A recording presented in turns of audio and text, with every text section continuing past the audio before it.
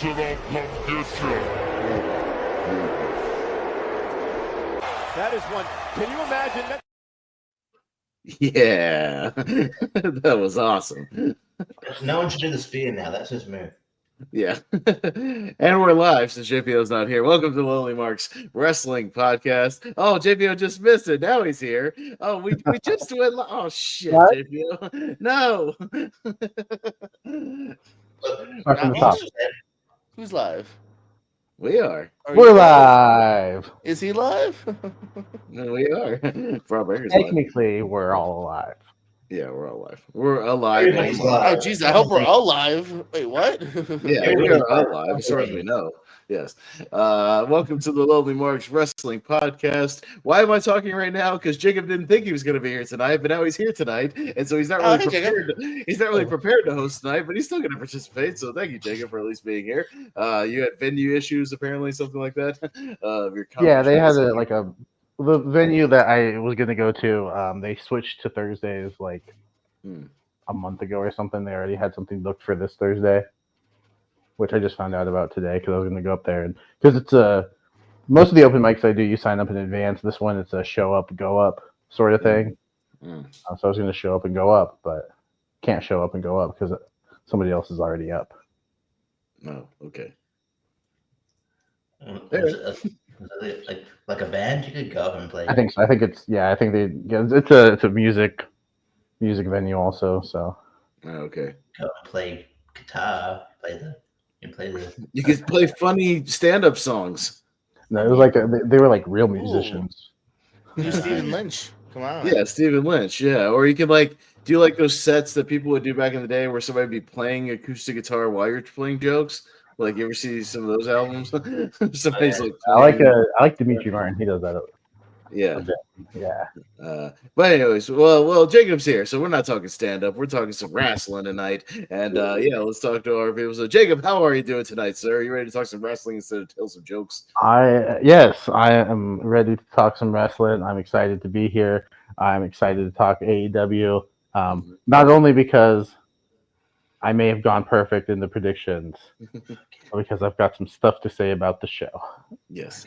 Yeah. I think we all have things to say about that show. Good for you. Yeah. It must be nice. Yeah, right.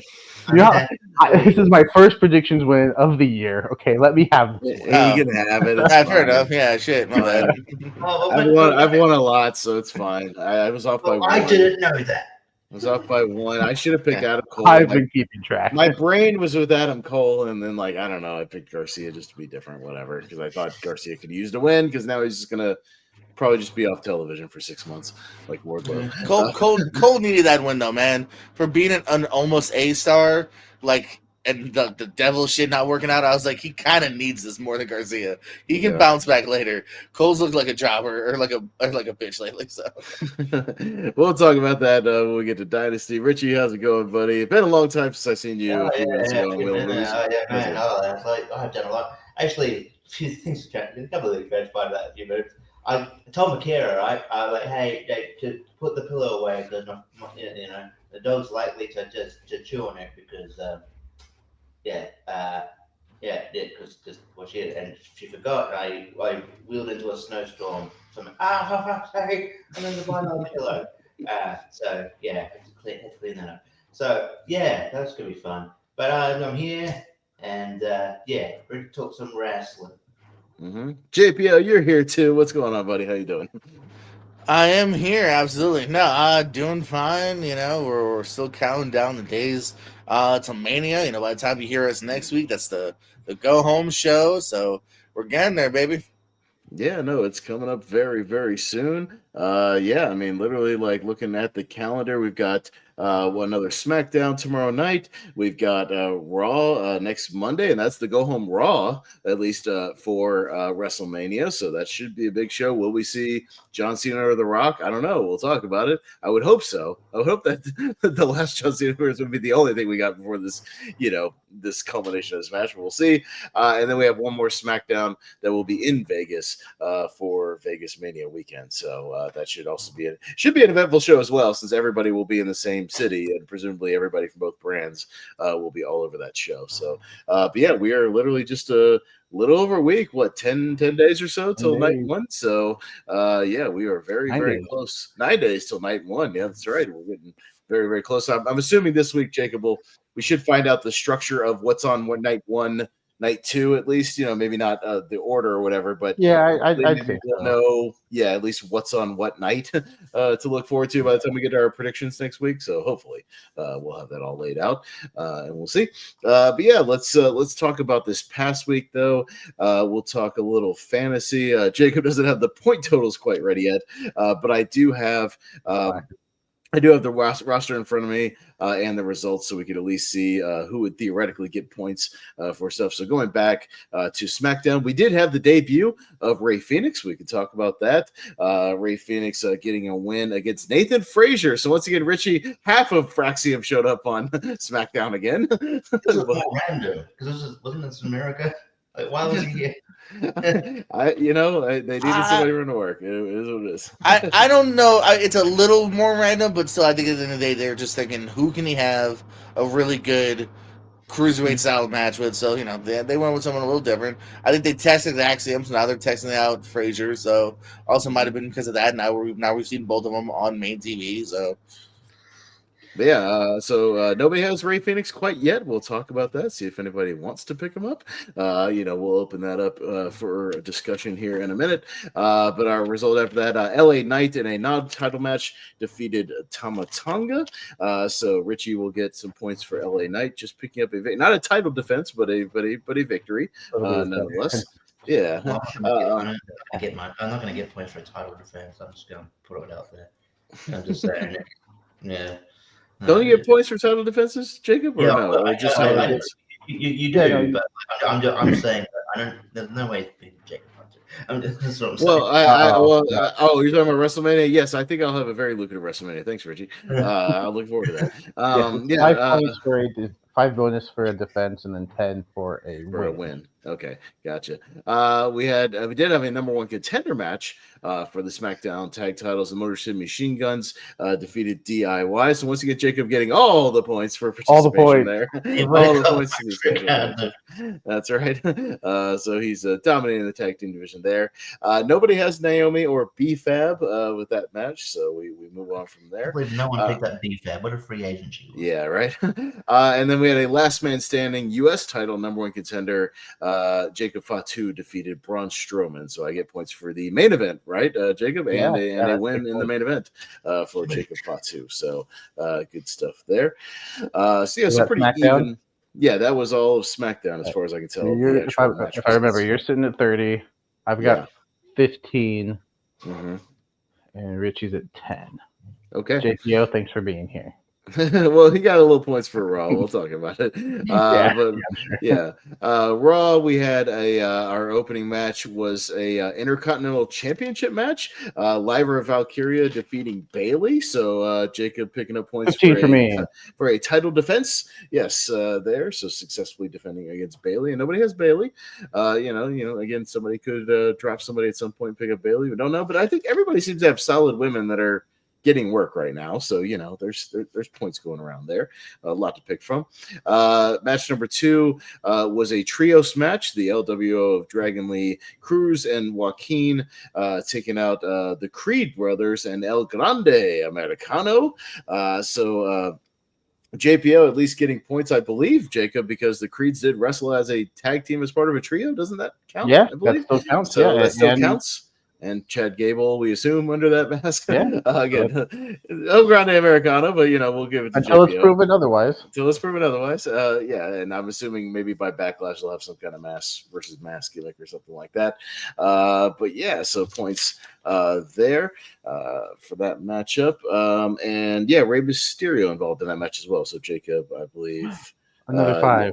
Yeah. Or no, he was just there as a manager. That's what I thought. Yeah, ringside. Yeah. No, he was just ringside. He was not involved physically in the match. So no, actually, it doesn't count. Now we're getting El Grande and Rey at WrestleMania. We are getting Rey and El Grande Americano at WrestleMania. Another officially. WrestleMania without Chad Gable. What the fuck? Yeah, I know. The Fine, guy can't fine, catch a all break. right. I don't know what's going on. It'd be funny if like he takes off his mask. It's Gable. It is Gable, but it's Gable Steve's. Yeah. We then did have blackness, but you know. We had a World Tag Team title match with the War Raiders putting their tag titles on the line against the New Day. There was a disqualification victory, so no title changed hands, but the New Day, my New Day, picking up points for the win at least there, but not picking up the actual titles against the War Raiders. So, yeah. Well, damn it. Multi-man at WrestleMania or just rematch WrestleMania? I think it's being tooled around that it's just going to be a straight up New Day War Raiders match at WrestleMania. Because of this DQ thing. I don't know if it'll be like Viking rules or something or some kind of stipulation. I don't know, but I think that one's being tooled around. And apparently the rumor is that the Street Profits versus the Motor City Machine Guns is going to be on the SmackDown in Vegas before WrestleMania, not actually on Mania. Like so that seems to be the rumor going around right now. So if it's the main event and the Motor City Machine Guns win, I'll be okay with that. Yeah, I still won't be. I think that sucks. But it's what it's been for the last several years. Is they've kind of treated SmackDown almost as like the pre-show instead of the pre-show. Like as in the pre-show probably have no matches, but SmackDown will have what would have been on the pre-show. That's kind of how they've done it the last years. Giant Battle Royal as well. I bet you'll have the Andre match exactly. The last 2, if not 3 years, it's all been on SmackDown instead of the pre-show. Yeah. And then Raw, technically our 4th match, but it was the main event since it was the last match. Penta, so me getting points for Penta defeating Dominic Mysterio. So JPO having Dominic Mysterio in the main event, and I pick up Penta points, main event win for Penta there. So there you go, Jacob. Who has the War Raiders? Is that Richie? That is Richie has the War Raiders, yes, and I have the New Day. All right. So yeah, you got main events on both shows, Pez. Yeah, no. So I had a decent week there. Yeah, so there we go. Up, so I was able to just kind of calculate it real quick. You picked up 70, JPO, and I sitting at 30, and Richie with 15 for the week. Yeah, making a little bit of a dent there, Austin, before WrestleMania. Yeah, a little bit of a dent. I'm banking on a big dent at WrestleMania. I'm banking on some title wins, some main events. Some good stuff I'm hoping for at Mania. I think I will have a lucrative Mania, so that's what I'm hoping for. But yeah, I believe it probably wouldn't change the overalls too much, Jacob. I know you don't have everything in front of you. Would we still be in roughly the same position with me in 4th? Yeah, because I know you're down by a significant amount. At least 150, so I'm still down. You gained on Richie, who would still be sitting in 3rd, since JPO and I tied this week. That gap is going to remain the same as well. Okay, so Richie 3rd, you 2nd, JPO 1st. Yes. Yeah. Okay. So I mean, I might have had if Tiffany or Charlotte wrestled instead of shooting on each other, we'll get to the good go. So now is the time where we open it up for changes in roster. JPO, you have a guy who may be out for a little while. You might want to burn one of your things. Just saying. You do have Kevin Owens on your roster, and it's looking like he may be out for at least the rest of the draft period. Is what it's looking like. So when your opportunity comes up here in this lineup, I don't know if you want to drop him for somebody else that's active or maybe debuting soon. We'll see, but. Jacob, I guess I'm up first. As always, we'll start with. So I have one more. I burned 2. I have one more. I'm gonna burn it, Jacob, and I'm gonna be done for the season. I know what you're doing. Because Trick Williams, I don't think is gonna show up. I think he's doing this, whatever this dark state shit is. He's gonna be involved with that even post Mania. And even if they do this undisclosed draft down the line, we still don't have a date for that. I don't know when they're doing it.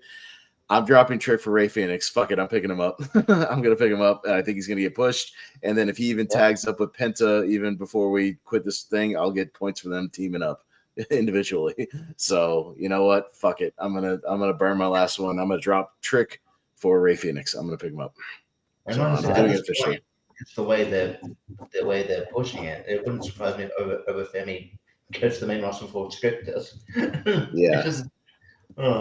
And I think Ray is at least going to steadily. He might not be in main events and stuff, Jacob, or picking up gold, but I think he's going to consistently get on TV every week at least and picking up. Right. Kind of how Penta's been. Kind of like Penta is. Like Penta's at least on wrestling pretty consistently, almost week in and week out. He wins most of them. He loses now and then, but he picks up steady points, kind of like Jacob Fatu as well. And I need those guys that can pick up points week to week, not just the main event guys that I have as well that wrestle occasionally. So hopefully that'll boost my week to weeks. And yeah, I'm gonna pick them up. Fuck it, I'm burning my last one. I'm done. So I am making a note of that to myself. I cannot make any more draft pickups. I'm done for till what is it, SummerSlam when we quit.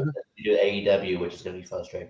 Yeah, so I think we said we're going through SummerSlam, right, Jacob? Something like that. I believe so. Yeah, and then we'll switch over to do the 2-night SummerSlam, and then we're gonna switch to AEW for the rest of the year. So yeah. All right. So Richie.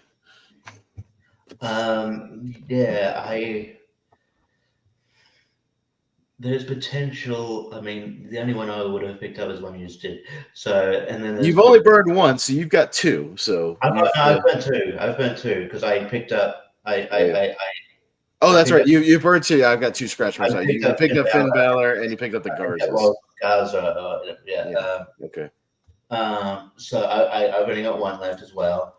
The only one I would have picked up is one you just did. So, there is potential debuts on the horizon. I don't know the date, but I'm assuming I'm looking at the day after WrestleMania as potential, so I'm going to wait. Okay. Jacob, you also have one left. You have burned two of yours. I've only used one. Oh, you've only used one. That's right. You picked up I dropped Randy for Ray. Mysterio. Okay, yeah. So you've got two potentials. I mean, you do have Sheamus on your roster. Who'd you drop for Ray? Randy. So if you would like to pick him up, Randy Orton. Randy Orton is currently a free agent on our roster. If you would like to pick him up, you may, because I'm going to hold off until after WrestleMania. Okay. So JPO, it's on you. Now, like we said, you do have a certain Kevin Owens on your roster who might be down and out, and you have not used any draft. What would you? You think I would betray family like that? You think I would just drop a family member because he's having a hard time? Yes, you would. Yeah, I'm probably gonna do that. Yeah, it might be a while, so I'm gonna do that. Give me Randy Orton. I'm saying it doesn't have to be Randy. You got other people that are open. You got AJ Styles as a free agent. You got potential Aleister Black on the horizon. You've got other people that are current free agents that are not on anybody's roster. I'm just saying it doesn't have to be Randy. Give me AJ Styles. You want AJ? I want AJ. Okay. Yeah. I was thinking about him, but he hasn't been wrestling that much on TV, and I don't know how much he's going to wrestle after WrestleMania. He just got back. He just got back. I feel like now is its potential, at least for him to now. I'm hoping not just for the draft, but in general, like he were to get you going now. I think once he gets going after Mania, I think he'll show up. He's on Raw now, right? So he'll start showing up in wrestling. No, he's a SmackDown guy. Is he? Isn't he? No, he's a Raw guy. No, you're right. I mean, he's been back since the Royal Rumble. All right, but again, he's coming off an injury, so you want to start off slow, and it is Mania season, so maybe they're like, let's not tempt fate. I think he'd be at least He's also feuding with has he been in much? He's also Stop feuding with bad Logan on me. He's also feuding with and Logan's not going to wrestle. Who's not there week to week, so it's like he'll move on to somebody else after Mania. Yeah, I mean, he'll move into another program. So, all right, well, that's your first, and you got two more. So you could do some stuff after Mania as well. Somebody could debut. Maybe you could pick up somebody else. I did think about Trick too, because I'm still hope that Trick will pop up. I'm waiting too long. He's giving me no points so far. I need to pivot. You know what I mean? I agree. In your shoes. Yeah, I just figure especially even if it's a month after Mania, if the draft's in May, let's say, or June, I feel like he's done it all. What is there else to do? Yeah. But they did the same thing with Braun Breaker. If you think about it, we all thought Braun was for sure coming, and then he ended up being in a tag kind of randomly for a little bit more. So it's not the first time done that. Run, and then he did a tag, and then and I was just okay. That's what I'm saying. Yeah, no. Again, he was another guy we were all wrong on. Where we're after Mania, and then nope. Well, at least with this pickup, JPO, again, that's another Mania match. At least you'll get points for. AJ and Logan is confirmed. Yeah, no, and I kind of think he'll be on Raw more. So no, I think he'll start popping up more. I think too. Raw's been very, because of Mania, Raw's been very, very talky recently with like 4, Mhm. maybe 5 matches. Right. I think once we're out of Mania, I think we're going to pick up back to 6 to 7. I think Yeah, now we're just devoting so much time to Cody and Mania Punk build. and people that aren't wrestling. I think Yeah. we're about to pick up more on wrestling itself. So yeah, Yeah, and they'll It's be been very starting new talky feuds. Raws. You'll be getting more wrestling matches Yeah. that lead into other feuds and starting programs, and doing some other pivoting subplots. Yeah, I think you'll get into that a lot. So, but yeah, look, I mean, even as of right now, it looks like probably all of your roster, maybe other than the Creed, should be on Mania, JPO, at least for you. So at least you have a good steady roster going into that. All of my people, other than Pretty Deadly, I believe, are pretty much confirmed for Mania. And maybe Ray Phoenix doesn't have a match as of right now. He still could. There's another SmackDown left. We don't know. Could be inserted in something. And then Jacob's looking pretty good. You got people other than Sheamus, I guess, confirmed for Mania. And DIY. I don't think DIY is going to be out. DIY, yeah, I doubt that. Lyra is still unconfirmed, but she could be in the tag thing that they're Could be in doing the tag with thing. Bayley. So Yeah, her and Bailey could be in the tag thing with Liv Morgan and Raquel that they're talking about. We'll see over SmackDown. And then Richie, some of your people are looking a little iffy. You got Cody, you got LA Knight. Some of your undercard not so hot. Sami Zayn's kind of disappeared. Nakamura's kind of disappeared. Finn Balor will be in the 4-way, so you've got that. Kaiser, I don't have a lot of hope for Kaiser being on the Mania card. Chelsea Green, even with the U.S. title, I don't know. I don't know if that's going to be defended. But you do have Tiffany Stratton and like I said, the War Raiders. It looks like it will be against the New Day. So you got some representation on Mania. I'm calling it now. Finn Balor is only in that 4-way to take the pin from Dominic Mysterio. Maybe that could be. How dare you? I can't believe you. Hold on. Well, here you go. Prime. JPO, AJ does have a match with Karrion Kross on Monday, so he's gonna start having matches. There you go. Points already. Hell yeah. Points already. Nice. That. So good lucrative already. Yeah. There you go. That's how I felt with Ray. Logan Paul. JPO, just remember, that's how I felt with Ray. And then after he wrestled for me the first time, it was like 3 weeks before he got me points again. Yeah. It happens sometimes. Don't get your understand. Don't. But he'll have a nice Mania match. Yeah. Ray too. Yeah. I think AJ loses. Hopefully. Karrion Kross is another guy. I'm like, I kind of want to draft. I wouldn't mind drafting you, but you don't wrestle that much, and but I like him, and anyway. So, but yeah, Randy Orton's still up in the air. So post Mania, somebody could still make a move if he, especially it's rumored St. Louis Backlash. He might be in the main event, of Backlash. So that could be a nice pickup for somebody. If somebody wants to pick him up, there. Yeah, a Randy Cena or a Randy Cody match. Either way sounds kind of cool. That's what I mean. I'm thinking Orton just because again of where it is. It's his hometown. So and he's already being advertised for the show. So that's a strong possibility. That he'll have some stuff leading up to Backlash. So that's and if it wasn't, it could be now as a hey, sorry, we had to take your Mania match away from you. Yeah. I'd have to say fantasy wise, Richie, maybe don't draft Karrion Kross. His last Raw match was in December, back when they were feuding the Wyatt Six. I know, but since then he's done house shows and he was on Main Event, the TV show. He's technically in the year 2025, and we're in April. He's wrestled as many independent shows as he has WWE shows because he was at that Chris Bay show. He's on the show all the time as like an instigator, but he never wrestled. No, he just this is literally like Karrion Kross talking. Hey AJ, don't forget yada. He just there to start shit. He's just a shit starter. But they clearly like him as a character. They could do something with it. Hey Richie, but rumors are post Mania you could see Aleister Black show up. You could drop a Nakamura or somebody for an Aleister Black. Like that, or Rusev. Like if one of them shows up, and could get a push. So there are still opportunity people out there that could be on TV. Nobody has Jimmy Uso seems to wrestle a lot. Just put that out there. Yeah. He seems to wrestle a lot. He's not always in like a main event program, but he's pretty consistently wrestling on television as well. So even that's I'm surprised that it didn't occur to me that no one drafted Bailey. I'm sure that's be decent pickup. Like she wrestles often. But I mean, again, I think we all have people that are around on television, so it's not like you'd be dropping somebody for somebody. It's we all have decent people that are showing up in a big program. So, but yeah, I guess that'll close fantasy for this week, Jacob. So there you go. So a couple of moves, a couple of new drafts. So you'll have to update your laptop when you get back to it as far as your roster. So yeah, I picked up Phoenix over Trick, and JPO swapped KO for AJ. So you'll have to update that on your rosters as well.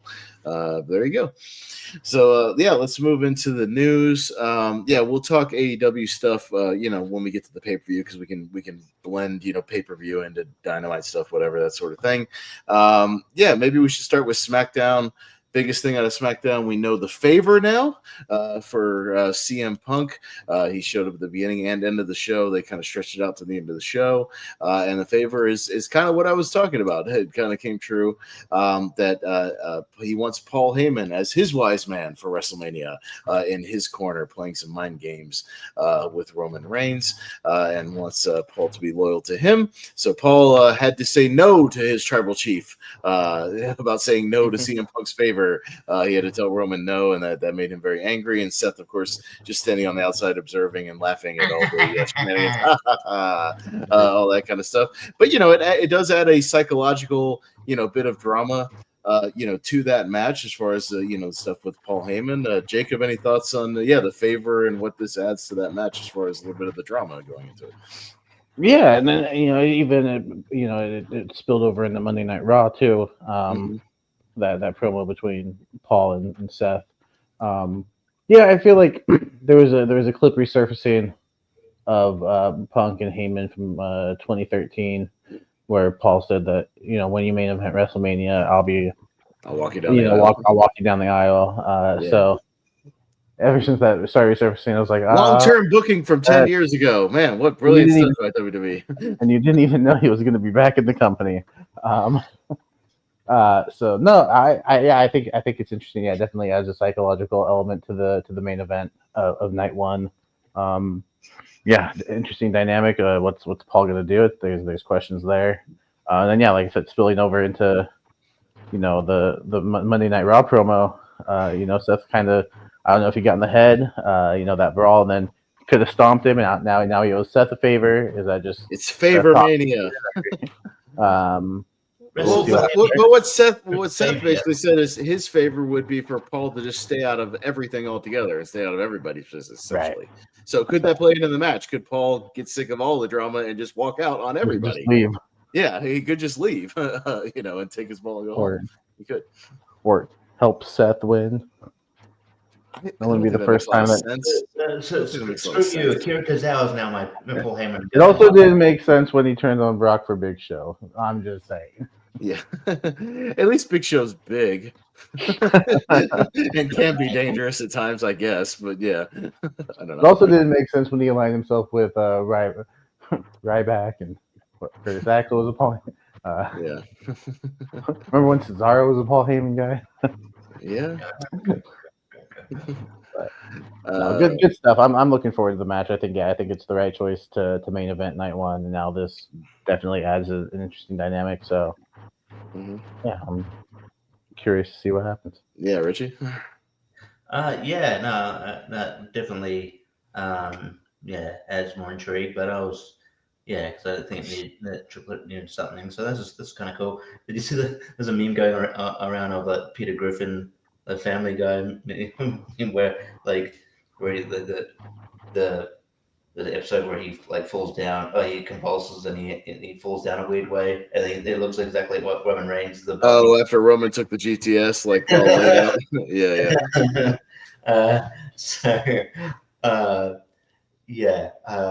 But no, definitely looking forward to this match more now. But build intrigue.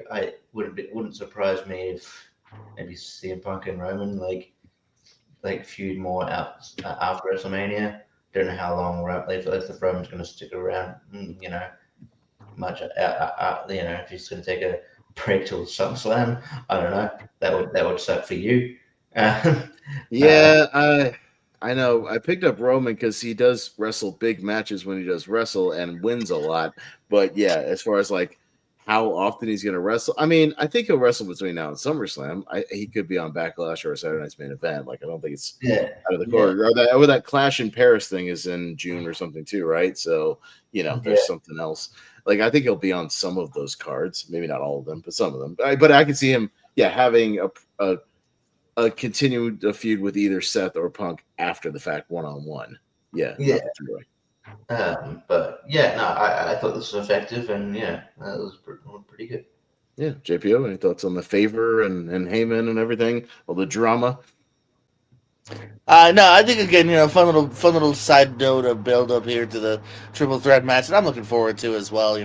Whose side is he on? Even got Seth Rollins on Monday. Hey, now you owe me a favor because he didn't stomp Heyman's head. So yeah, nice little add on to just give you a little more intrigue as to what's already pretty star-studded triple threat. Yeah.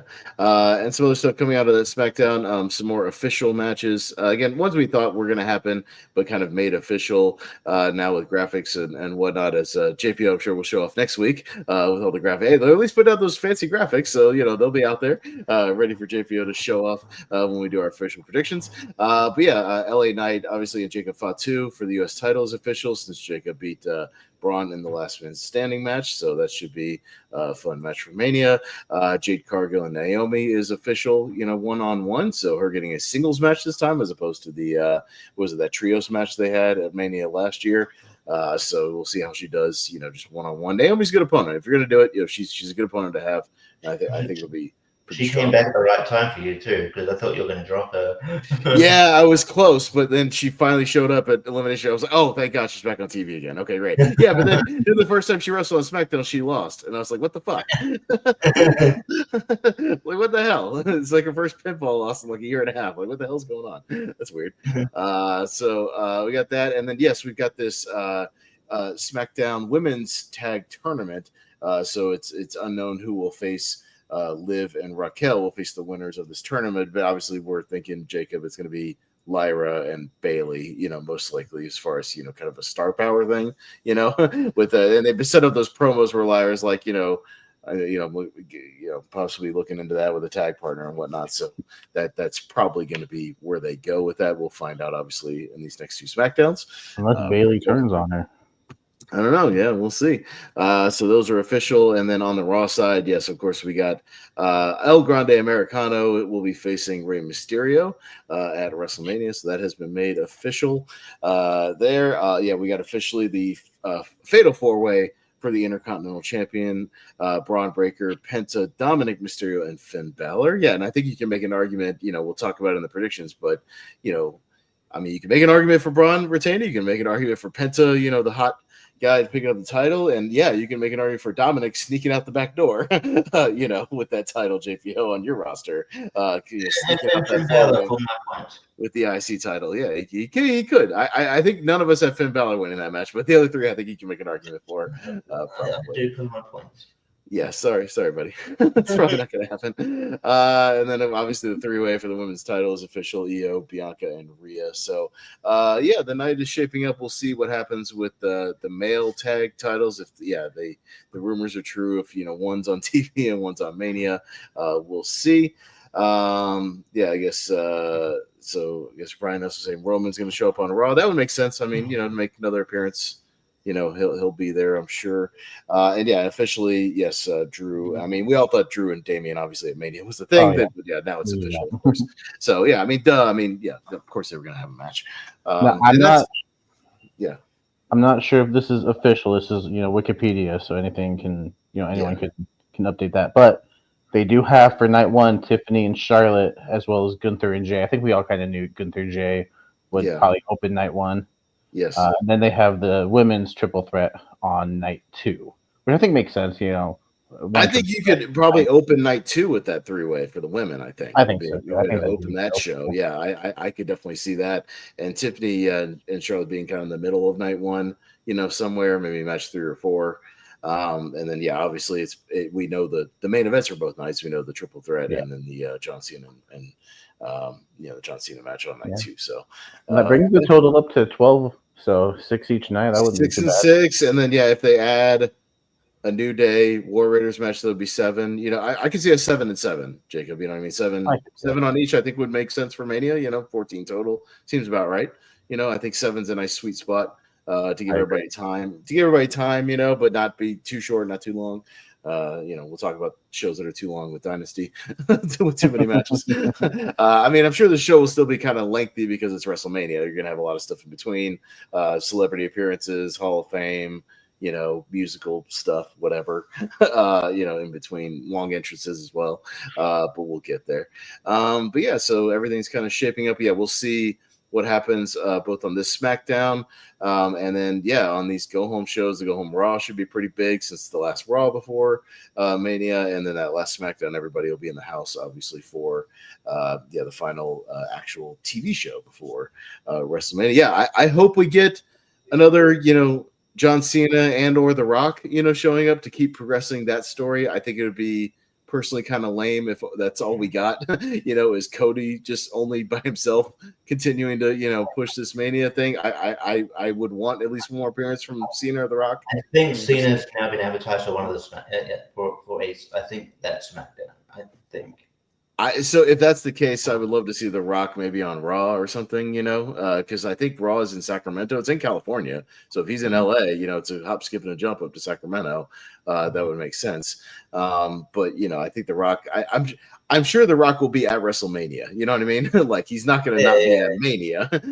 He'll be there. But, I would just want a little more progression with that. I don't know. Jacob, what do you think? You agree with me? At least one more Cena or Rock appearance before, something to maybe get physical, a little physicality, before Mania, something like that. Yeah, if we don't have, we didn't see Cena, this week, and if we don't see him next week, it's like, oh, what are we doing? Like, you don't want to get a little revenge for that Crossroads at least a little bit, before Mania, get a few shots in. We need a brawl. We need something that's going to give me, belief that Cena's going to win. Because right now it's like words. That's all we've got is words and one Crossroads. Mm-hmm.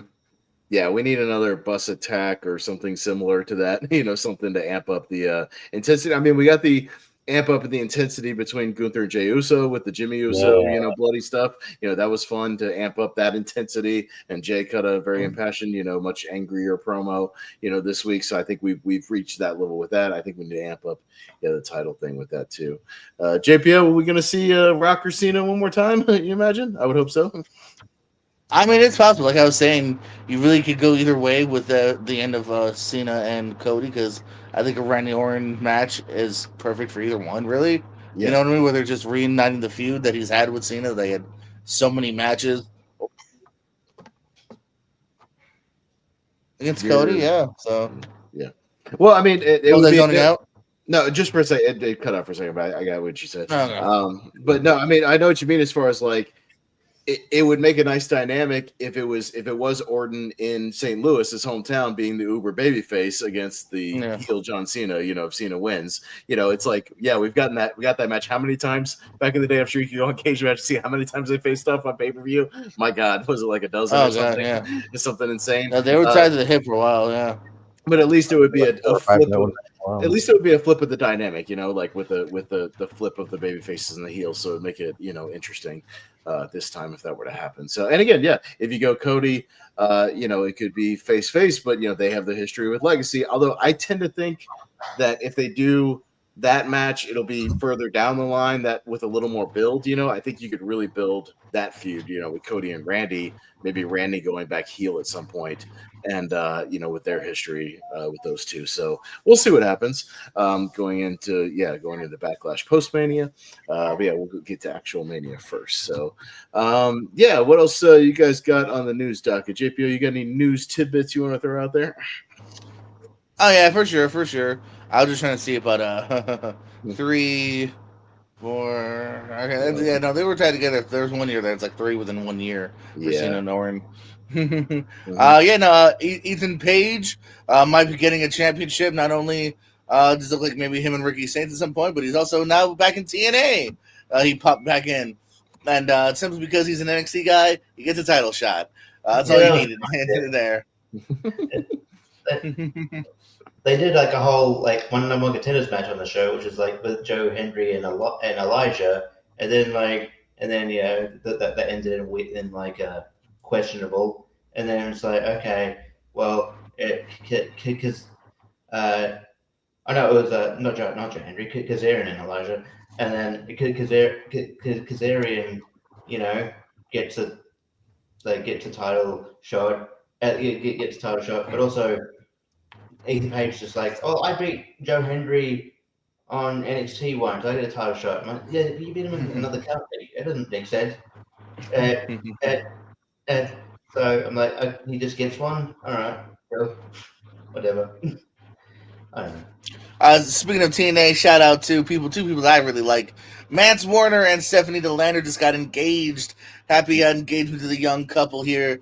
I think they're really cute together. I've watched them on Whatnot streams where they sell stuff together. I bought a hat, I bought trading cards, cups. They have several of my dollars, so shout out to them. Hopefully, just remember, I paid for part of your honeymoon. I didn't even know they were. That's cool. Yeah, real couple there, real couple. Gunther said on the Arrow Hawani show that he did indeed a few months ago, but around the new year, signed a new contract with WWE. So our boy Gunther ain't going anywhere anytime soon. And he got a tour bus out of the deal, like Cody.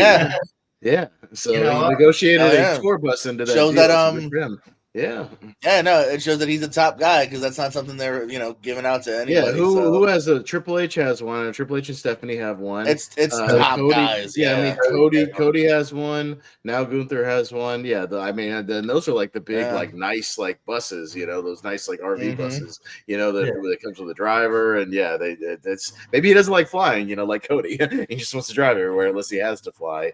Overseas or whatever. So who knows? I would do that when you fly when you absolutely have to, but like I wouldn't mind, you have your own private bathroom, you could watch TV, you could stretch, it's not a bad idea. You could have carry some stuff. Carry some stuff from clothes, things from city to city, not without bags. On top of my head, that sounds preferable. Sitting in an airport. Jay, John, delays. John Madden, the football coach, didn't fly. He had his own bus just because he didn't like flying. He just was afraid of flying and drove all over the country, with a driver. So some people do it. Cool. It's smart and badass. I'm surprised that no one else would try to leverage that. Obviously, like I said, you got to be a big name, man. They're not doing it for Tozawa. You can't be that. Oh yeah, you got to be an A-list WWE guy. You got to be at the top. I guess they will do it for everyone. They just haven't asked. Well, you're like, hey, doesn't hurt to ask. Look, we love you, man. That will be funny. We don't think you're. Well, I do know some of those guys that didn't have buses, but I know negotiating the contracts, the big guys, Stone Cold, Undertaker, Shawn Michaels, they did have in their contracts they only flew first class, though. I know they had that, like where they either flew first class or flew on the company jet, to all the different places. So they did negotiate that into their year-to-year contracts that first class like accommodations, and it was taken care of. Some of those guys have to pay for their own hotels sometimes, but I know some of those top guys had all the accommodations and travel in their contracts as well. So they. I'm sure Brock Lesnar or somebody that negotiated that in his contract, considering. Oh yeah, 100%. I'm sure. Yeah. Let's see here. Drew McIntyre and Damian Priest, that's been made official. Nick Aldis tweeted about that recently, so that will be at Mania, as we figured it would be. I'll briefly go over some cliff notes from Battle Riot. MLW held their 7th Battle Riot on Saturday. My girl, former RBW Women's Champion Kai, shout out to her, getting a win over Himurari. And also Shoko Nakajima is your new featherweight champion, defeating Dummy Exo. And then finally, in your main event, Matthew Riddle, had to defend his title in the Battle Riot, kind of like Roman Reigns a few years ago at the Rumble. 40 people. He did it successfully. The final two were him and number 40, Rob Van Dam, popping out. Other big names that came out: Donovan Dijak, Bishop Dyer, FKA, Baron Corbin, Tom Lawler, Anthony Green, Dr. Dax, who will be in the RBW Rumble come June 13th. So, look at that. I got MLW's Dr. Dax. You guys are excited. Kushida, Shane Hayes. Alexander Hammerstone, Matthew Justice, my boy Paul Walter Hauser was in there. C.W. Anderson, Bobby Fish, Brock Anderson, Paul London, Chris Masters, Raj Dazzi, aka Jinder Mahal, Blue Panther, Jesus Rodriguez, that was Del Rio's personal ring announcer, RPW alumni Ariel Dominguez, and Atlantis Jr. Match is about an hour and 6 minutes here. Riddle retains. A lot of CMLL guys. Yeah. Well, they were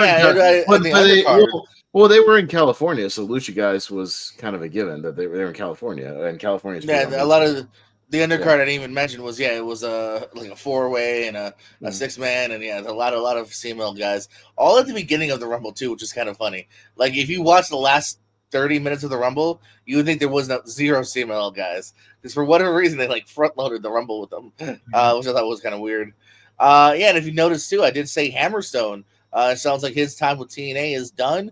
He was there for just about an even year. He debuted in TNA last March. Would have matches like the likes of Josh Alexander, even some NXT matches because of the connection with TNA. We haven't seen him since February, and it does look like he's indeed either back with MLW or at least a free agent. So Hammerstone's time with TNA has come to an end for now. Coming off of AEW, the Undisputed Kingdom has changed their names to the Paragon for whatever reason. I don't know. Who's picking these names? The wrestlers picking these names? They're picking their own names now? That's what it says? Unless WWE sent them a season and desist because of the Undisputed part, why even bother? Like, what's the difference? I don't know. Because the pair of Mike Bennett and Matt Taven are gone. The other two are gone. And Wardlow, too. Yeah. Are gone. Why? Chris Jericho teased that he's leaving. It doesn't like he will be gone for a little bit here, possibly just because of his tours with Fozzy or maybe healing up from some small injuries, but won't be too long. But it looks like Jericho will be gone for a little bit of time, so we actually might go a pay-per-view without him again. So and then some WWE notes. I just got 2 more notes on maybe some potential returns or debuts. Hikuleo, who's another one of the big, Bloodline Dynasty guys, has been signed for a while. Does look like they're finally ready. They said sometime late spring, early summer, they want to get Hikuleo on NXT television, and supposedly they're high on him. So we'll see if he gets pushed kind of out the gate. And it does sound like there's a very big chance that Paige will indeed be returning to the WWE. I know some said possibly at that Evolution pay-per-view, which is sometime in July. So, wouldn't be too surprised if maybe she pops back in either at the show or maybe sometime in June to hype the show. So that seems like a pretty big possibility. No news on Pac's injury. Pac was also injured legitimately on Dynasty here. So no news on how injured. At the end of the night, that guy can't catch a break when it comes to injuries, man. Yeah, unfortunately, a little injury prone. Even back in WWE, he's had matches with like Jericho where he got hurt, and and TNA AEW as well. So the night would end with what is it? The Ops, Samoa Joe, Hook, and Shibata saying we're coming for those trio titles. Well, I don't know. They might have to freebird it, or they'll be vacated. We'll see. I think John Moxley's probably going to pull double duty. That's what I said. You can very much just freebird it, if you have to. And then I had one other thing just broke like a day ago. So we talked about Kamala being potentially in the Hall of Fame, this year, but he's part of a trio group of legacy inductees that I guess they're doing, people that have passed. So they're really like they're loading up this Hall of Fame thing because we got that Stone Cold versus Bret Hart, like the match being inducted as these moments and whatnot, I guess, or these Hall of Fame matches being inducted. But it's going to be a batch of Kamala, Dory Funk Sr., and Ivan Koloff. All going into Hall of Fame as the legacy, the people who passed away. So they kind of don't. It's cool that they acknowledge them, and at the end of the day, but the legacy wing just sort of doesn't really get much. They'll just do like a small segment, and they'll be like, hey, here's people in the legacy wing, and then they'll move on. It's like it'd be cool if Kamala, Kamala, who was just a memorable character if he got a proper induction, but it's better than nothing. Yeah, I definitely see what you're saying, but I mean, I do unfortunately have to, I think if you play devil's advocate, I don't think they're gonna give Kamala that much time, So it is kind of like better. It's definitely better than nothing. Unfortunately. Yeah. And the Stone Cold Bret Hart thing is like, hey, now we have a reason to have Stone Cold and Bret Hart at the Hall of Fame ceremony and try to maybe sell more tickets for more appearances. So, and it also confirms, obviously, that we already did, because he was going to make an appearance at that convention that they do, the meet and greet, like WWE World or whatever they call it. Stone Cold is also doing, photo ops there that, yes, he's in Vegas for WrestleMania, which means he'll probably be on WrestleMania at some point. He will do something, most likely, at Mania. So I hope we will maybe we'll get one more stunner at Mania. I'm hoping for maybe something with him in The Rock that could be interesting. He talked about potentially being in Cody's corner or something, or helping him out a little bit. So we'll see. Maybe we'll get the moment we didn't get last year with him and The Rock. I like the Undertaker thing, but to me it would have made more sense if you hit the glass shatter and Stone Cold shows up and stuns The Rock because of their history, especially at Mania. More history than Undertaker and The Rock. Yeah, they had. I mean, Austin and Rock had 3 WrestleMania matches, so that would have made way more sense just as a feud, and with a history. But it is what it is. So we'll see what happens. But yeah, Jacob, do you have anything else, or Richie? Any of you guys have any other notes? Not particularly. I was gonna bring up the pub thing, but you brought it in there. So I think we're all good for now. I don't know. I just checking the notes. Yep. Yeah. We're all solid. Interesting. I mean, with the you go. Sorry, you go. I just have one thing that I wanted to bring up. So I've been paying attention to this. WWE has been putting out their 50 greatest WrestleMania matches on YouTube. Any guess on what number 10 is? Number 10 of all the WrestleMania matches. Oh my god. The 6-man with Snooki. Ronda Rousey versus Charlotte Flair versus Becky Lynch. Yeah, fuck off. No. Number 10? Not a 10. Number 11. I don't know. It was a 40. No, I don't even think it's in the top 20, to be honest. Number 11 was Brett versus Owen. You're telling me Ronda, Charlotte, and Becky from 35 better than Brett versus Owen? No. It's obviously a very, very historical. Yeah. Well, you were throwing out stuff that was right in the middle of Michaels and Undertaker, and it was they threw in Kevin Owens and Stone Cold, and I was like, that was a fine nostalgia brawl, but that wasn't a great match. What? Are we really throwing that in there? That was weird in the top 50. Stone Cold versus Kevin Owens was number 24. Undertaker and Shawn Michaels from WrestleMania 26 was number 26. So I don't know how this list was made, if there was votes within the company and they just added them all together. If they're going with the historical aspect, because that triple threat women's was the first women's main event. Mm-hmm. Hogan and Andre is number 8, so that makes sense. It's not a great match, but I would get it for a moment and a build and an attraction. I would at least understand where they're coming from. Is it was one of the biggest matches of all time, attraction wise. You know what I mean? I at least get the logic behind that one. I get it. I'm curious to see what the rest of the list looks like. And then because right now they just uploaded number 7 today, which is the TLC match from 17. So they're doing it one show at a time, one a day. Okay. So by this time next week, we should know the full list. Oh, here's a breaking news, JPO, for that Joey Janela spring break, the Sabu retirement match.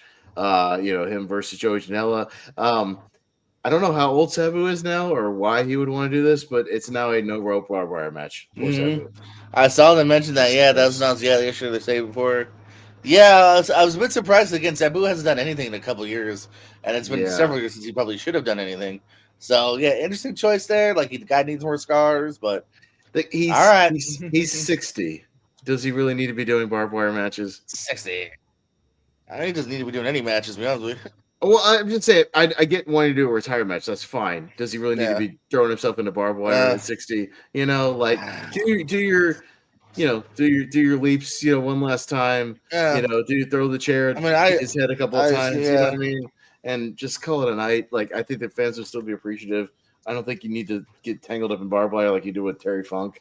Like, I just don't need that. But all right. I wonder if this will be a really drawn out match. Because Janela loves to drag his shit out. He has constantly like 20, 25-minute matches. They don't need to be that long. Yeah. So we'll see. I like GCW, but they can be a bit carny sometimes. Yeah, with some of their match stipulations. But yeah, I don't know. I was just looking up the only. I don't know. It seems a bit weird. I was just looking up the only. It's not really news, but if you want to see something entertaining, I think Pat McAfee had like a. I don't even know what show it was, but he had like a show at like this big ass arena in Pittsburgh, and like if you want to see drunk Michael Cole, he shows up on it. They just like walks out like a bottle of Jack Daniels, and then he swears. It's funny. Yeah. Michael Cole swears a lot off commentary. He's probably a different person. He swears a lot on that late Paul podcast as well. All right. Just kind of get PG-13, Michael Cole. All right. All right. So should we get to our main review here? Let's talk a little AEW Dynasty. We all joined the stream the other night and checked it out. I think we were all still, mostly looking forward to AEW pay-per-views. They do tend to deliver in the ring, when it comes to the actual matches. The storytelling can be a little underwhelming sometimes, a little rushed, and maybe a little frustrating, as we'll talk about from match to match here. But yeah, we started the show out only 2 matches. JPO, could you believe it? On the pre-show, 2 things. Yeah, and one of them was basically really a squash. One of them was a squash open challenge, essentially. Yeah, with a return. But yeah, we had Nick Wayne and the crew of Action Andretti and Leo Rush defeating AR Fox and Top Flight. I don't think we had a lot of thoughts on that one. It was what it was, I didn't. I came on after the. I didn't see it. Yeah, I didn't see it. I actually thought it was a pretty good match. I really enjoyed it. I think it was one of the better pre-show matches that we've gotten in quite some time, actually. So. Yeah, these 3 guys. I mean, the talent's there for sure. Oh yeah, no, I mean those 6 work great together. AR Fox fits right in, Crowd was into it too. When AR Fox got in and was hitting all the spots, like crowd was into it. Yeah. Yeah. That Nick Wayne's going to be in the Battle of Super Juniors. I think it's like his first year in that. So that's a cool opportunity for him. Good for him.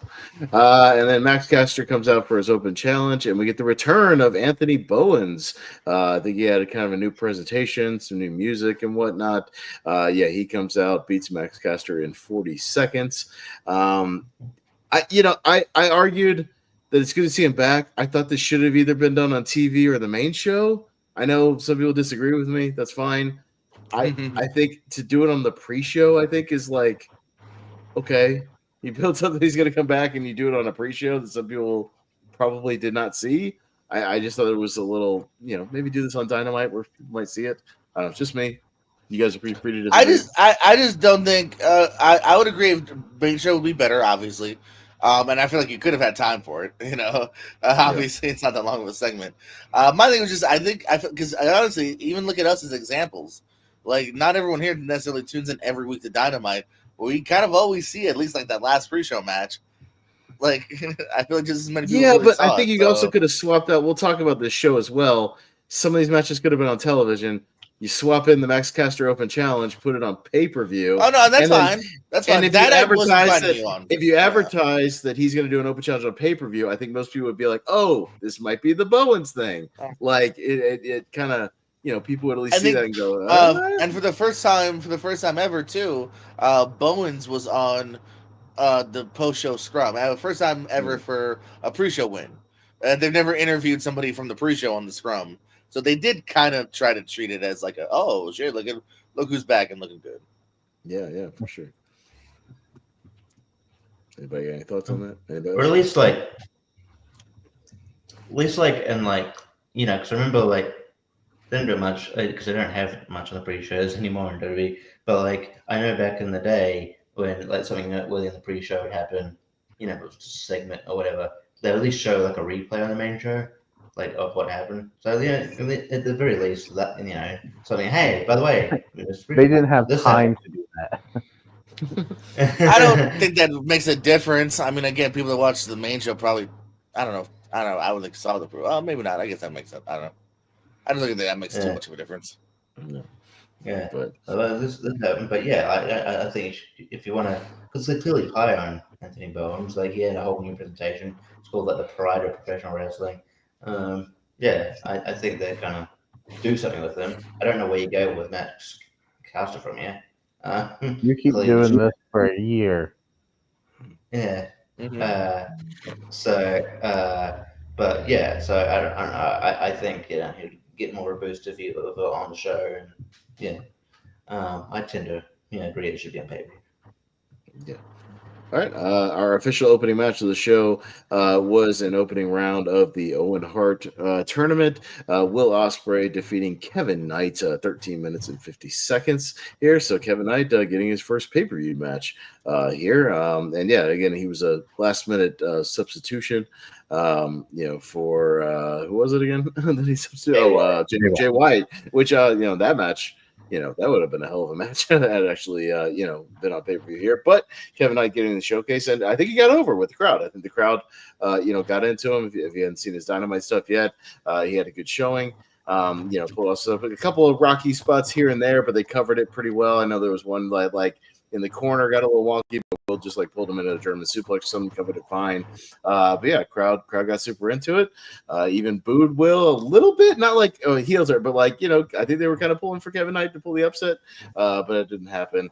But a good showcase for him, and yeah, we'll see what happens going forward. JPO, any thoughts on Ospreay and Kevin Knight? How do you look? So you look pretty good.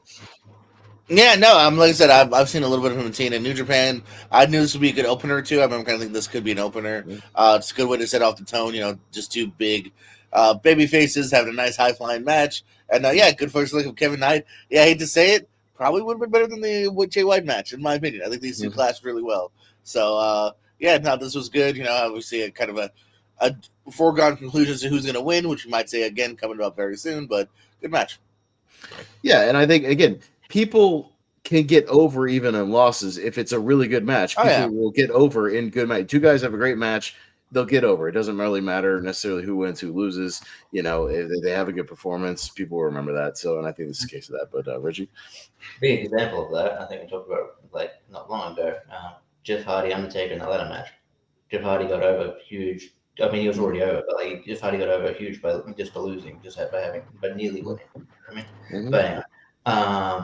But yeah, I like this match. It was good. I like him. I know I've seen him in TNA teaming with Kushida, and I think he's pretty damn good. Happy for him giving this shot in AEW. I like his frog splash thing. I think it's a cool move. It was a decent match. There's a photo that I don't know if it was shot in Philly, but the photo of Will Ospreay, Kevin Knight, Mark Briscoe, and I think Swerve in a sewer. I think they took a photo and it's weird. Check it out. But check it out if you want. Just a random tidbit. But in a sewer? What are you talking about? What? Yeah, they took a photo shot. They took they were in a sewer thing. They took okay. They took a photo. I'm trying to find this photo. Yeah. Okay. Yeah. It's like a Facebook link, so I can't click on it to save it. It's weird. Huh. Yeah. It's not pulling up anyways. Okay. I see what you're talking about now, but it's still weird. Anyways, good. I don't know how that came about. But I think Kevin Knight's got a decent future in AEW, and hopefully sometimes I hope he's not one of those people that get lost in the shuffle. But we'll see what happens. Yeah, he's a good talent. Yeah, Jacob. Mm-hmm. Yeah, I thought this was a great way to kick off the show. I think Will Ospreay is always a good start to your show. I think it also shows how stacked your roster can be when Will Ospreay is in your opening match. But good introduction to Kevin Knight as well, because I'm not as familiar with him. I'm just not, and I thought he worked really well in the ring. So I can't say that this would have been better than Osprey and Jay White because, like I said, this was my introduction to him. But I'm not disappointed at what we got. I think this was a great way to open the show. Yeah, the crowd was really into it. I thought they worked well together. I think I would love to see them run it back at some point. But yeah, I think this might be the first time in a while that Dave Meltzer doesn't give a Will Ospreay match 5 stars because I don't think this quite reached that level, but it was still a really good match. It's all your fault. Opening match is not a bad thing, by the way. Opening match is actually a really valued spot. No, I know that. After the main event, Oh yeah, no, 100%. Put Ospreay in your second or third match, then you got a crazy roster. Yeah. We moved on to the tag team championship, the Hurt Syndicate. Bobby Lashley and Shelton Benjamin defeating the learning tree of Big Bill and Brian Keith. MJF showed up at ringside, nailed, I believe it was, did he nail Bill? He hit Bill with the diamond ring. My only thing was, I don't think the Hurt Syndicate was having a lot of trouble with Bill and Brian, so I don't think they needed the assist. I think seemed like they were doing just fine on their own, as they usually do. Together, they were certainly hurting people. They were hurting Brian Keith a lot in this match, very, very easily. Bill, putting up a good fight. I mean, he is a big man, so doing his thing. But yeah, I don't think they necessarily needed the assist. So we'll see where they go with this angle. It seems like Shelton and Bobby Lashley don't want him, but MVP does. I don't know. We'll see where it goes. But yeah, I mean, this was 11 minutes, but a lot of Hurt Syndicate not having too much trouble here with these guys. Jacob, any thoughts on this? I honestly, as much as I like seeing the tag team titles defend on pay-per-view, but this probably could have been on Collision or Dynamite. Honestly, I don't know. This is one of the ones, like, we talk about trimming 2 or 3 of these matches maybe to make the show a little shorter. This is probably one of them that could be on that bubble. I don't know. What do you think? No, I agree. I think this was a really decent Dynamite or Collision main event that we got on pay-per-view. I think the two teams worked well together. I like Big Bill. I think you keep Lashley and Benjamin looking strong. The MJF stuff, I'm not with it. I think let's for me personally, like just squash it. Give MJF something else and just let the Hurt Syndicate run through tag teams like they should. I would rather have MJF just be in this Owen Hart tournament. I think he deserves it to be at least in that title picture. Wild card. Maybe, but because he straight up said on Wednesday, like, they asked me to do it, and I'm not going to work every week like a schmuck. It's not, because whoever it is going to lose to Hangman. So right, I don't want it to be MJF. Like, whoever it is, it could be somebody. It could be Jeff Jarrett. I mean, he could enter himself back in it again and run it back because he had a match with Hangman last year, didn't he? Yeah, it's got to be a big name that's going to pop the crowd. So here's the thing. Go, Richie, because I'm going to go out another suggestion. I don't think this is happening. Unless the wild card is that they've convinced Darby to get off the mountain and he's the wild card. No, but his climb date is April 15th. That ain't going to happen. No. So here's where I'm going with it. I don't think it's Jared. I don't think Darby makes sense even with or without the Everest thing. I think they're starting to change Hangman to more of he's a tweener already, more even in the face area, because I think him and Swerve are going to end up fighting the Bucks soon. I think that's going to be the tag match we're going to end up getting probably soon. So I don't think it's going to be a baby face. And because it's a wild card, I could see maybe the Bucks screwing him over. I don't know. So who is it then? If it's a heel, I don't know. I just say that answer. I just said I don't think it's someone like Jared. I don't think he necessarily is going over. Is all I'm gonna say. All right, let's go over the entire AEW roster, all 200 people, and we'll pick out all the heels and we'll see who it is. All right, cool. Trent Beretta's back again. Yeah, because some people were saying, "Oh, here's where Josh Alexander. You want him to come in and lose immediately? No, like Josh needs to. Well, that's what I'm saying. Win. Yeah. No, are they gonna lose? Are we sure? And we don't know if Josh Alexander's going to, if it's going to be a heel. We don't know if it's going to be a heel rather than he might be a babyface. Right? Well, I'm saying he at least fits where he's anything, right now. So I think Josh Alexander needs to be a heel and join up with Don Callis. I think that would be a good spot for him. They are. That's another thing on Wednesday. They are, Cage is hurt and whatnot. Doc Howell said he's Callis is accepting looking for new applications. recruits. He's looking for new recruits, and I think Yeah. Josh Allen would be a hell of a new recruit. A guy he could push like Fletcher and Takeshita is like this badass who hurts people. You know what I mean? Like it could work. They hurt people. So yeah. Wild card is going to be Kevin Knight getting a second chance. Maybe. Richie, Jacob, you guys have any thoughts on, or Jacob kind of did, but Richie. I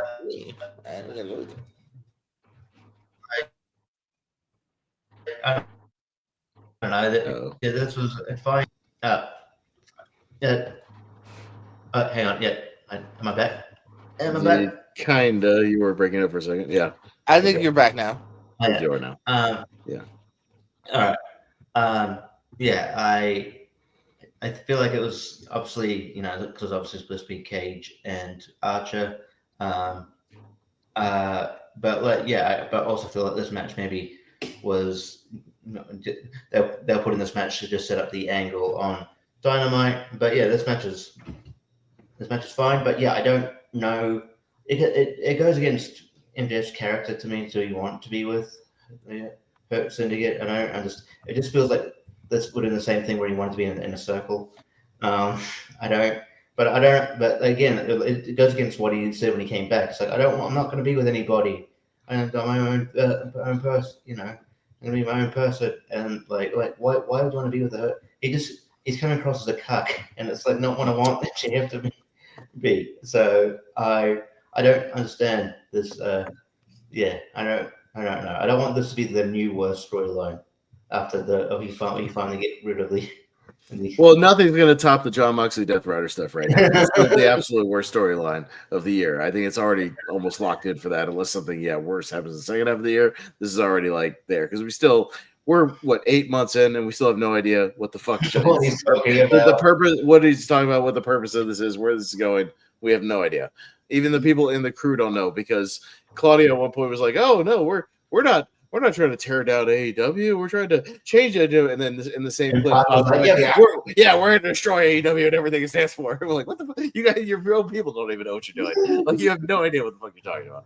So, yeah, I don't know. We'll talk about it when we get to the main event. Jesus Christ. Hey, we're definitely getting this shit till Texas. That's for sure. But unfortunately.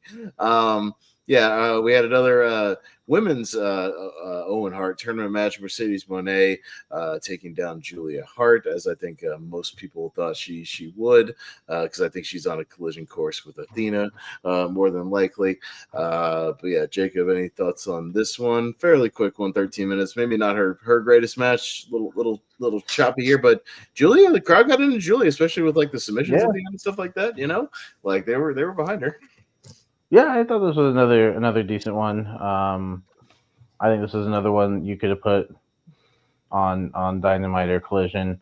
Not because it's a bad match, but because the show is long, and if I'm looking at the matches, and thinking what could have been cut to a Dynamite or Collision, this could have been one of them. There was no title on the line. It was an opening round match. But it was still really good. Yeah, I think Julia is over with the crowd. I like that it wasn't too long. I think sometimes Mercedes matches can be a little on the longer side. But I think they worked well together. I don't know how I feel about the finish. It felt like it was abrupt, but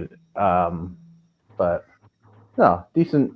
Another decent Dynamite or Collision match that we got on pay-per-view. Yeah, you could have cut this chunk right here, and that would have been 25 to 30 minutes, right there, and then the show would have ended pre-midnight for us on the East Coast. So there you go, right there. You're already ending, under 4 hours, over 4 hours, even with just those two clips. And I think even going from the Will Ospreay match right into the trios match would have been fine. You know what I mean? I would have been fine with that, as the second match. So this is what it is. Richie? Yeah, I enjoyed the match. There was a couple of clunky bits here and there, but it didn't take away from the match all that much. I thought Julia, but compared to where she first came in when she was in Dark and when she was just the sort of cheerleader for I can't even remember the tag name that Brian Pillman Jr. and Griff Garrison. To now is like night and day. She's going to be a very competent wrestler. I think the answer to just being on the main show is just Mercedes Moné. They want to put Mercedes Moné on the show. That's and they're gonna any chance they get to do that, they're gonna do that. So I'm saying it's the right decision. But you probably could have saved this for a Dynamite or Collision, but I thought it was decent for what it was, even though I think the result was never in doubt necessarily. I thought it was a fun match. Yeah, JPO, thoughts on this opener, women's side? I didn't speak on the last one either. It was a fine tag match, but not much to say for it anyway. This one here, it was fine. Like I said, I think these two work decently well together here. Yeah, this is definitely one that storyline wise props up right to my mind as it could have been saved for a show. Because again, hey, WWE, you don't do enough in my opinion. AEW, you do a little too much. Somebody find the medium. That's all I'm asking. Find a medium here. But otherwise, I thought this was a good enough match here. But just as in, was there really like amount of juice? It's a tournament match. When there was no shenanigans, thought maybe there'd be some Athena shenanigans. There wasn't. Monet wins. Cool. We moved on to the Trios Championship. The Death Riders Trios of Pac, Claudio, and Wheeler defeating Rated FTR to retain their titles. Wheeler was like super heated with the crowd. Man, just fuck you, Wheeler. All this stuff like, he's at least, maybe established himself as more of a heel now. So, getting some good heat. The big story of the match was obviously the post-match, when Rated FTR were defeated. Dax pile driving Cope, putting him down, Cash acting like, he was not with it. But then, going with Dax, they hit the Shadow Machine on him, pile driver on the chair, a couple of concertos. Cope gets taken out on a stretcher. And FTR are full-blown heels now. So, the big heel turn. It looks like Cope will be out for a little while, probably take some time off of TV. And then they'll somehow will need to, get Christian to join them. I think they're obviously probably gearing up for an FTR versus Cope and Christian for Texas, most likely is where they're gearing for that reuniting here. I'll go to you first, Richie. Would you? Yeah, this match. The reason I'm laughing is because of his, I guess, schedule and age or whatever. Like, he would do this in WWE all the time too.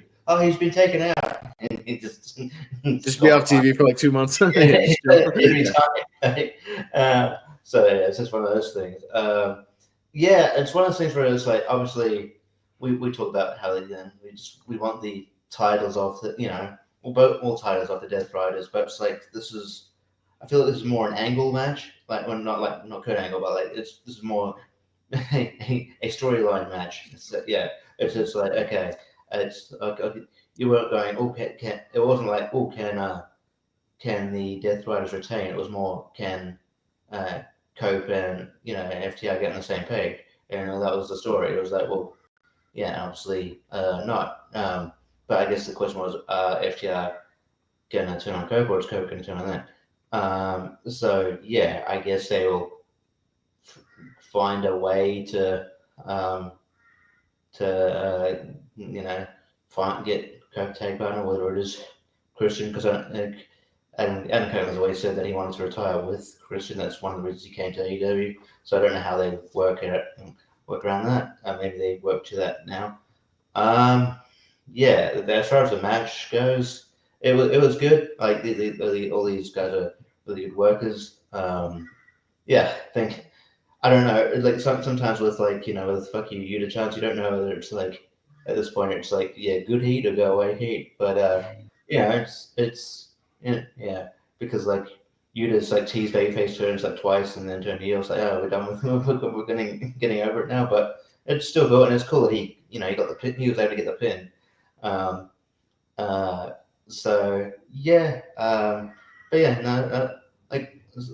Solid match. But like I said, it was more to set up the angle at the end. So That was more of the Malcolm story. S. There's a lot of trios teams. There are potential ones they just don't use a lot. They're gearing up for right now. The Death Riders taking on the Ops. That's the Joe Hook and Shibata team. It looks like they're probably going to take the titles off of them. Yeah, I hope they win. I mean, there's other ones that are around. I mean, Undisputed is a trio, so you could use if you needed to. The Learning Tree, I know Paragon, whatever. Come on. Okay, it's like Cope. I got to get used to that. You have the Learning Tree. If Jericho should choose, Jericho, Bill, and Brian Keith are, a trios technically. AF Fox and Top Flight. Yeah, I mean there are trios. Yeah, the Patriarchy, is like a trios. Excuse me, but there are ones in AEW. Yeah. Yeah. Sorry, while I cough for a minute, JPL, your thoughts on this match and the angle? Oh, the 6-man? Yeah, I forgot for a second what we're talking about. Yeah, I mean, no, the match was fine again. These 6 worked decently well enough. Good post-match angle. I'm interested in where the follow-up is. If it leads to an ENC reunion, I'm definitely down for it. Want to see how they get there. That's, of course, the tricky part. That's where I'm also scared. That's just not going to make much sense, but it's going to happen because of Tony. Sorry, Tony. But, we'll see. I'm at least down for the journey. So, again, it looks like they're going to keep Edge off TV for a little bit, just like Jericho. So, probably going to save him that also for All In, I would imagine. Yeah, probably. He might come back like either at the end of Double or Nothing or post Double or Nothing, something like that. Be off. It'd be makes sense. Be off TV for like a month. Maybe come back after that and start working the Christian angle. Give it some time. If you're Cope, you do have to wonder at some point, why do my friends keep turning on me? Is it me? Maybe it's him. Maybe. Jacob, is it him? I don't know. Yeah, what's the deal? I don't know. You can't keep any friends. What's going on? It's weird that they're taking Cope off TV already. Like he just came back and talked about Moxley's pubes, and now he's going to be gone for a couple months. That's not the weirdest thing people talk about in promos. Kenny Omega talked about Shih Tzu Kaka Dookie in his promo. So Dookie, you don't want to swear. Dookie promo, yeah. What the fuck? Okay, all right. Also, I don't understand AEW security. They don't stop anybody when they're trying to attempt to murder someone. They don't stop this, but at Wrestle Dream, when it looked like Swerve and the Hurt Syndicate were going to come to blows, they rushed to the ring immediately. So I don't get it. I don't know why they didn't come out to stop this and they just let it happen. Whatever. But yeah, really, really good match. Post-match stuff was really good. Even if I'd be more consistent with their security. Hey, I'll talk about a stipulation they made for one match that should be made for more matches. We'll talk about that, right? In a later one, especially ones that are known for interference. We'll talk about it. We moved on to the Women's Championship. Toni Storm defeating Megan Bayne, holding on to her title here. But yeah, this was a good match. Toni doesn't have very bad matches. Megan Bayne has looked good lately, and yeah, we talked about how there was a way they could do this match and still have Megan look strong, without it. And they played him down in the finish because, Toni hit, a bunch of hip attacks in the corner, then the Storm Zero, but Megan powered out at one. You know what I mean? Just powering out, oh, holy shit. Oh my God. What's going to happen? And then Megan fought back, eventually, went to hit the F5 and got, pulled into a quick, cradle, for a 3, which again, that plays into the thing because, Megan wasn't really defeated. You could have somebody that's more of a veteran, pull a veteran move, and anybody can get pulled into a quick pin. That can happen to anybody, regardless of your size or your power and whatnot. So, and they can still keep playing with this and still looking strong, I think, overall. Selling yourself short. You called this exactly before it happened. We were watching the match, and I was like, "Oh, she's gonna kick out of the Storm Zero and the hip attacks," and then I was like, "Oh, F5 into cradle." She pulled over F5. I said, "Small package or cradle," whatever I said, and they did exactly that. And I was like, "Oh, there it is, 1, 2, 3," because that's how I would have booked it. If you had to have Megan lose, but not get pinned or anything like she still got pinned, but not like, because of, various attacks and whatnot, because she was out. It's just she got pulled into a quick pin and, boom, boom, boom. There you go. But Jacob, yeah, what'd you think of this one? I thought this was really good. Yeah, I think Megan Bayne looked fantastic. Toni Storm, fantastic as always. I might be calling it too early, but I think when her career is all said and done, I think Toni Storm could be like a top 3 women's wrestler of all time. I think she's fantastic. At least in character wise, she's really great. She you'll have to find. I don't know if the clips out there, but she told a little story on the post show that was really great. Tony Khan's facial expressions as she's reading it was great. You'll have to go check it out. She's funny in the interviews when she's on commentary, just like making shit up. She's really funny. Saying that her and Chris Statlander would be a tag team called Thunder Thighs. That was right. funny. I'm torn because I'm becoming a big fan of Megan Bayne and I wanted to be a champion, but I don't want Toni Storm to lose. So, like, maybe she could take that TBS championship off of Mercedes Moné at some point. Like, I give me the best of both worlds, please. Yeah, right.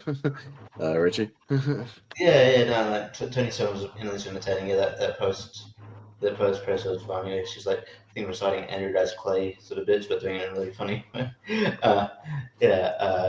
I think it's just like her rib to try and break the people at the table, and then the announcers as well. And I didn't a few years ago I wouldn't have known that she had this in her. Like I didn't know she had this charisma in her. So I'm glad to see it.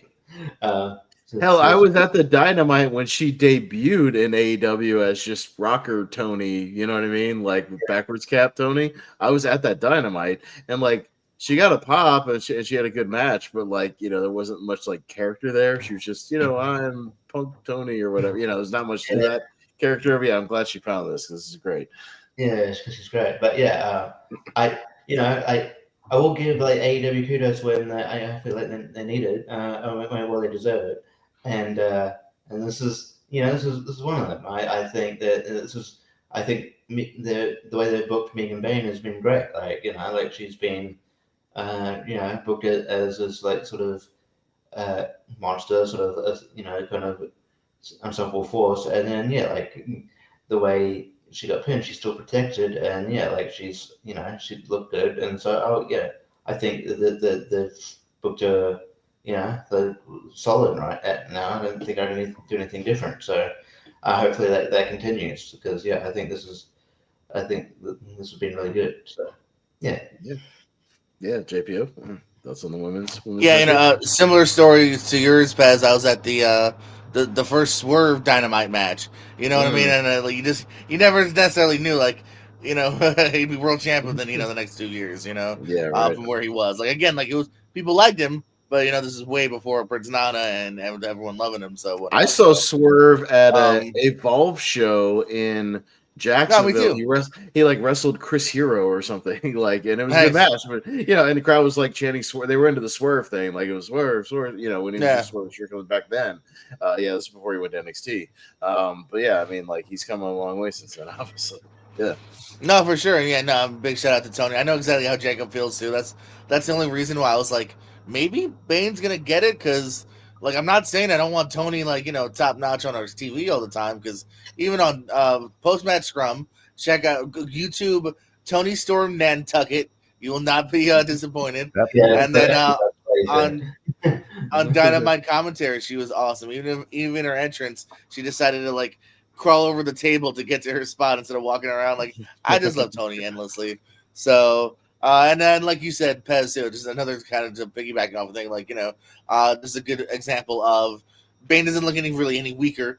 She didn't win, but Tony kind of eked out that win. So, Bane very much could go into a rematch or, Monet or whatever, Because, I think Bane has a lot of upside, too. So, decent matcher. Yeah. No, is Mercedes gimmick just collecting belts? Yeah, pretty much right now. Yeah, she's just a belt collector. Yeah, she beats people all the time. She wins all the time. That's essentially what she does. And yeah, people are hoping she doesn't also pick up the Ring of Honor Women's Championship as well. It makes it like 5 belt money. No. I just need to reach 1,000 days. It should have been. But Malcolm, if you want to go back with Tony, go back and watch some of the Tony Storm Mariah May stuff because that was a great feud. They had great matches, especially their finale match last month was great. So go back and check out. Like honestly, off the top of my dome, it's definitely I think be a feud of the year contender, if not even like a maybe winner. I don't know. In the conversation for sure right now. Yeah, it's in the conversation. Yeah. I know we're only in April. So. I know. We'll have to see how the rest of these. A bit early, I guess. How like the John Cena stuff plays out, and some of the other storylines that are kind of brewing. We'll see, but it's certainly already. But right now, it's a front runner. It's already in that conversation for sure. We'll keep it in mind. Yeah, for sure, it's up there. But we moved on to another Owen Hart opening matchup, and again, this is a good match, but you could have put this on Dynamite or Collision. I think it would have been a banger main event, for like a Collision. Kyle Fletcher defeating Mark Briscoe again. And it's funny. I know, Richie, I remember saying, like, we were watching this, they were going like 100 miles an hour. I was like, is this match going to go like 7 minutes? Because they were just all over. They're jumping all over the place, hitting each other really fast. I was like, holy crap, they are speeding through. Did they get their time cut? And then they still went 16 minutes. And I was like, what? Okay. But yeah, they were flying through this match. But I mean, again, these guys are good. They've had matches before. They hit each other really hard. They had some great moves. Fletcher, I think they're treating him like a star, which is good. I mean, he's been able to break out, and prove himself as a worthy singles guy. But again, a great match. But if you wanted to trim some time, you could have had this on TV. Even though I appreciated, the match they had. JPO, your thoughts? Yeah, no, this is another really good match. Like you said, these two just had a really big, hard-fought, high-paced match here. Man, Mark Briscoe is so good since 20 years plus this dude's still giving, these great fast-paced matches here against a guy probably half his age. Because, I know John Callis was hyping that Fletcher's in his 20s. So, I mean, good stuff here. I almost like, based on how good and how much I like this match, like, almost was like, yeah, this actually belongs on the pay-per-view. No, it was really good. I'm not taking anything away from the match. I mean, we'll talk about the match right after this that definitely could have been on a different show altogether. We'll talk about it, or probably should have been. But no, it was very, very good. Richie? Yeah, I thought I loved the match. Yeah, I thought it was really good. Though, working high pace. I like the. It's just the thing now, the screams that Kyle Fletcher does when he's about to boot him in the face, and he goes really, really fast. Yeah. Well, it's a loud match for both guys because Kyle Fletcher really loud. Mark Briscoe also does the. Yeah. So like it's a very like loud vocal match, which I appreciate. Hey, I like guys that are vocal. As you guys know, I love Albert, and go back and watch any Albert match. Yeah. Like I love big vocal guys. Why not? It's not a library. Be loud. Yeah. It's fine. Yeah, like he's not so much now, but Jericho used to be like really vocal back in the day when he did a move. Yeah. If you go back to like 2000, 2001 Jericho, no, definitely he was always loud. Yeah. I thought this match was really good. I like it when it was like sort of mentioning like Mark Briscoe keep going for like the burning hammer, which Scott keep calling something different. Which, I don't know. No, it's his cutthroat driver. It's not a burning hammer. It's the cutthroat driver. He used to use it a lot on the indies back in the day. Like he just hasn't used it a lot lately. But yeah, it's a great move. It's awesome. And he finally hit it, and that was cool. That brain buster on the apron looked fucking sick because he got his Mark Briscoe got his leg caught on the rope. Like, God. Mm-hmm. But these guys work really well together. I kind of get what you mean by not being on the pay-per-view, but the match we got, this actually helped. So. No, I would keep this over the next one. We'll put it that way. This next one, we'll talk about it. It could have been on a whole different show altogether. This match ruled, and while I did have Mark Briscoe, just because it'd be cool to get wins here and there, but you push it like maybe the younger guy, so. And Kyle Fletcher's been doing some of his best work. He could probably, I think he got most improved like last year. He might get it this year as well. I don't know. For it when we did our only. So, he was he's really good. So yeah. Yeah, Jacob. Yeah, no, I really enjoyed this match of the three Owen Hart matches. This might have been my favorite. Which is saying something because usually the Will Ospreay match is my favorite match of the night. It just has been for the last few shows. But no, I think these two worked well together. Yeah, Mark Briscoe is 14 years older than Kyle Fletcher. Kyle Fletcher is only 26, so I'm sure he has quite a bit of time ahead of him. Mark Briscoe, we'll see, because like JPO said, he's been doing it for 20 years already, and he's still going. So I think even longer than that, because didn't him and Jay start wrestling at like 16 or something like that, or 17? Yeah, probably. He couldn't do a show because he was too young to do that. Because he was like 17 and legally wasn't adult. Yeah, so they were in Philadelphia at the very first Ring of Honor. They're in Philly, and Philly was like, nah. We can't sanction that. He spent more of his life wrestling than he has not wrestling. Yeah. But no, this match really. I think these guys worked really well together. I loved the false finishes. I thought were fantastic. This was the one match I went back and forth on. I picked Kyle Fletcher because I thought like give him the win, give him the momentum. But Mark Briscoe, he's also just that reliable guy that you can get really good matches out of. So I was torn.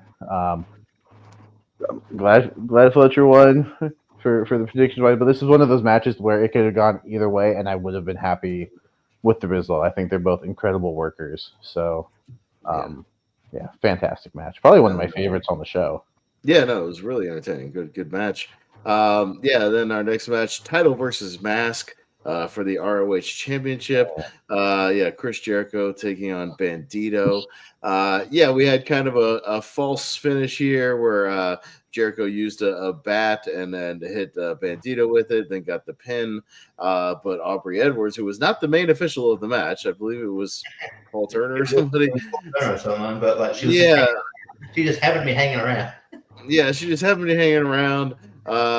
She was, and then because of Bandito's, Mama Bandito at ringside, Sister Bandito at ringside, point out that Jericho had a hidden bat in the stairs and told them. They restarted the match. Again, this also brings up logic questions though of like, okay, if somebody cheated, we can't like go to a video and restart matches anytime somebody cheats. Yeah, it brings up logic issues of why this doesn't happen more often. Why we don't restart matches because of cheating. After the restart, Bandito hits the 20 block press or whatever you call it. I'll say it like Tony Schiavone said it because he broke his voice broke. 21 plex. 21 plex. Yeah, it's a 21 plex, and he saves his mask and he wins the Ring of Honor Championship. I contended, on the predictions and on the actual show. This would have been a really good moment main event for a Ring of Honor pay-per-view for the Ring of Honor title. Bandito winning the title. Have a show coming up or anything. It's not like you have a pay-per-view in 2.5 weeks that you could have put this as your main event on, for the Ring of Honor title and having Bandito win on pay-per-view. I know less people would have seen it, but it's for a Ring of Honor championship with the Ring of Honor guy, maybe do it there and save some time on this pay-per-view. Maybe you guys disagree, Jacob. No, this match was fine. I think part is I'm just not invested in Ring of Honor as much, so I'm just not as caught up on what's going on with that side of AEW. What, you don't watch all the shows on the Honor Club app? Okay, all right. I don't even think JPO watches the shows on. No, it's not really worth it. It's like $10 just for that show, and the shows, it's never really done much. They don't really have storyline progression. Yeah. No, I mean, like Jericho's not like very rarely even on it till now. Yeah. I did like the spot where Bandito, had Jericho up, and I thought that was pretty cool. And then Jericho, Bandito goes to the outside, Jericho just falls. I thought that was a cool moment. I'm not sure how I feel about the ending, because on one hand, Jericho's not the champ anymore, and that's cool. But at the same time, it's like how they got there is kind of dumb because like Yeah, and Malcolm asks, are they gonna have a rematch? I don't know because Jericho's like leaving or something. He's going on tour with Fozzy, so I don't know what they're doing for the pay-per-view. Even though if you look at the official promotion on the AEW website, Jericho's on the poster for the show, so I don't know what they're doing for this unless one of their early stops is Atlantic City, New Jersey, where the pay-per-view is, and they're going to play a concert and then he's going to wrestle. I don't know. So yeah, I'm not sure. But sorry, Jay, just wanted to address Malcolm's point there. I mean, it points into where it's going. I don't know. Yeah, because they found the bat. That doesn't mean he used the bat. Yeah, like there's also chairs at ringside. Does that mean that Jericho used a chair? As we saw, in the main event, there's ladders under there. There's all kinds of weaponry under there. Like it doesn't mean necessarily. That seems. I made a point when we were watching the show that any defense attorney can say that's circumstantial at best evidence. Right. It doesn't mean there's any evidence he did. I mean, unless you actually watch the video. I've seen them do normal matches where they have put people through tables and then they just finish the match as normal. So that doesn't, just because you found the bat does not mean he used the bat. Like show the replay or something and then now it makes sense. Well, look what I found. As Chris Cass said, that could have been Sting. They planted that shit. That's not mine. Yeah, it's not mine. So it's a common phrase on Cops when you watch Cops. That ain't mine. What's in your pocket? I don't know. It's not mine. Well, how did I get in there? Richie. Yeah, I mean, I thought the match was good. I don't know if you caught it. Nigel McGuinness made me laugh really hard at one of his lines. He goes, "If Bandito gets our masters, it'll be the first time his mum sees his face." I love. He's great. Those matches good. I thought they generally worked well together. That Jericho did a sick powerbomb to the outside on Bandito that just like it fucking sucked. Right on the outside of his head. Screw that. Bit of shenanigans and logic issues where I don't know why, couldn't you just do where she kind of the mom or whoever is to him, gets the attention of the other referee and goes, "Hey, wait, no, you should look, go to the replay or go the bat." But Richie, as a referee who's had audience members yell at me, the referee, that so and so cheated, I can't believe the people who are biased for the babyface, believe people when I didn't physically see anything. You know what I mean? I'm not going to take audience words for it. Well, I guess I'm just trying to. It's just weird that Aubrey was just hanging around. Yeah. I don't know. Like I also said, you should just go to replay because the bet being under the ring doesn't prove anything. It's just. He could have had it under the ring to use. Doesn't mean he used it. Mm-hmm. Yeah, just like didn't Triple H always have the damn sledgehammer under the ring, and he only used it occasionally, right? It seemed like he was always hanging around under there, something. Yeah. So I was going to go JPO, but I guess he's going to step away for a second. So we can come back to him. We'll jump to the next match. We had our TNT Championship match. Adam Cole picking up the title against Daniel Garcia. We were split on this prediction. At least with Cole and Garcia, as far as who might win, because it seemed like both guys could probably use a big, pay-per-view win. So that's where we're kind of split in our predictions of this one. Real quick, we'll talk about the stipulations of this. No time limit, even though this one went less than the time of the time limit one that went to the time limit draw. This match was only 15 minutes and change. And then also the stipulation of no interference. Hey, we really could use that stipulation for the main event, but who am I to say? But that guy who's your champion, that his cronies always seem to interfere in every single one of his matches. Boy, could you put a stipulation on that to where maybe if your buddies interfere, you lose the title or something? I don't know. Yeah, it seems like we could do that. That might be more useful for that match, or some of these other matches where people are constantly interfering. I don't know. Maybe it's just me. I don't know. Yeah, you can't. Look, we can't have like, if you do no interference in one match, we can't do it in another one. That's just, I don't know.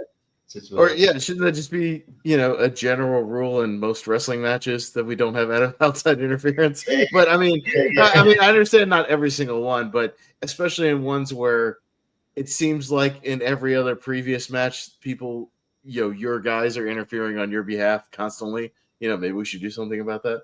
But yeah. Yeah. Like eventually, like even if you're booking the show, you're like, hey, these guys tend to ruin the outcomes of main events a lot, like and screw over No, the no, good guys. that's a good point. It's like Roman's matches always had the bloodline interfering, which is fine if you're doing bloodline rules, but when you're not and they're still interfering, tell them retain the title in every single match. Yeah, maybe make a rule where, hey, Roman, if your buddies attack you, you're going to lose the title, just straight up. Like you can make they've done that. They've had previous like WWE matches where they've said that, where they've said if you get disqualified or something, or if somebody interferes, you're going to lose the title like automatically. You have to. Yeah. But like, It's not there's no proper like we've gone from too many authority figures in AEW to zero. Yeah. It's like Excalibur's always like on commentary. We've just been informed that this match is happening or this stipulation is met. By who? I guess by Tony Khan, who only shows up in front of the live crowds, but not really on TV. Yeah, or even shows up the scrum, yeah. So this is where a general manager would really come in handy, or some kind of on-screen authority figure. Yeah. Yeah, like Christopher Daniels announced Kenny Omega as that, and then they just dropped it immediately. Okay. Yeah. So I don't know, but anyways, Richie, any thoughts on the match? And I'll go to Jacob. As far as getting back to this match, and not just the match itself is like good. They're both technically really good. It's very much like what of Daniel Garcia working on Cole's repaired leg, repaired ankle. But really good technical wrestling here. It was good. It sort of never got to that sort of next level for me, but they both have like good chemistry, but and that as well. I think, I went for Daniel Garcia just because I haven't been enamored with Adam Cole's run in AEW, but that's probably the point. Is that like maybe that Adam Cole did need this win because it's like to sort of rehab him in a way. So maybe this is the start of rehabbing his image because his sort of hasn't been his AEW run thus far hasn't been impressive. So in hindsight, it's like maybe it's just the best thing for him to win this match. I just hope that again that Daniel Garcia doesn't get lost in the shuffle because he's really good. Don't worry, he will. Jacob. I really enjoyed this match. I liked the spot where Adam Cole jumped off and immediately was selling that ankle. I think he did a good job of selling that throughout the match. Like the heelish tendencies that Daniel Garcia was doing. I don't know if this is gonna like turn into a full on heel turn and a heel run if he doesn't get lost in the shuffle because AEW's roster is so big. But I'm glad Adam Cole is finally a singles champion in AEW. His first championship, actually. I had to fact check myself because I was like, he was a champion with MJF, but it was the Ring of Honor tag titles, not the AEW tag titles. So I was mistaken. But yeah, glad to see him become a champion. I really thought for a moment that like Daniel Garcia was going to come back out and attack him after the match when he like posed on the stage with the title. But I'm glad he didn't because this is a long show. The main event started at 8:50, which is like 11:50. The main event started like 10 minutes before midnight. Yeah, for us on the East Coast. Yeah, and when this match ended at like a little after 11 o'clock, and I was like, oh yeah, we still have like two more matches, and it's like the semi-main event and the main event, and we knew, I think all of us knew that three-way was going to be at least 25 minutes at least.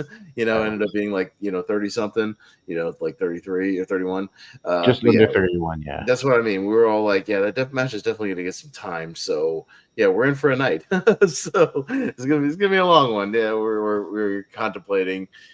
Previously on the card, yeah, you probably could have cut this, could have cut that, here and there, get the time down a little bit. But don't know if JPO's there, if he wants to chime in on this, but I think he said he had to take a call.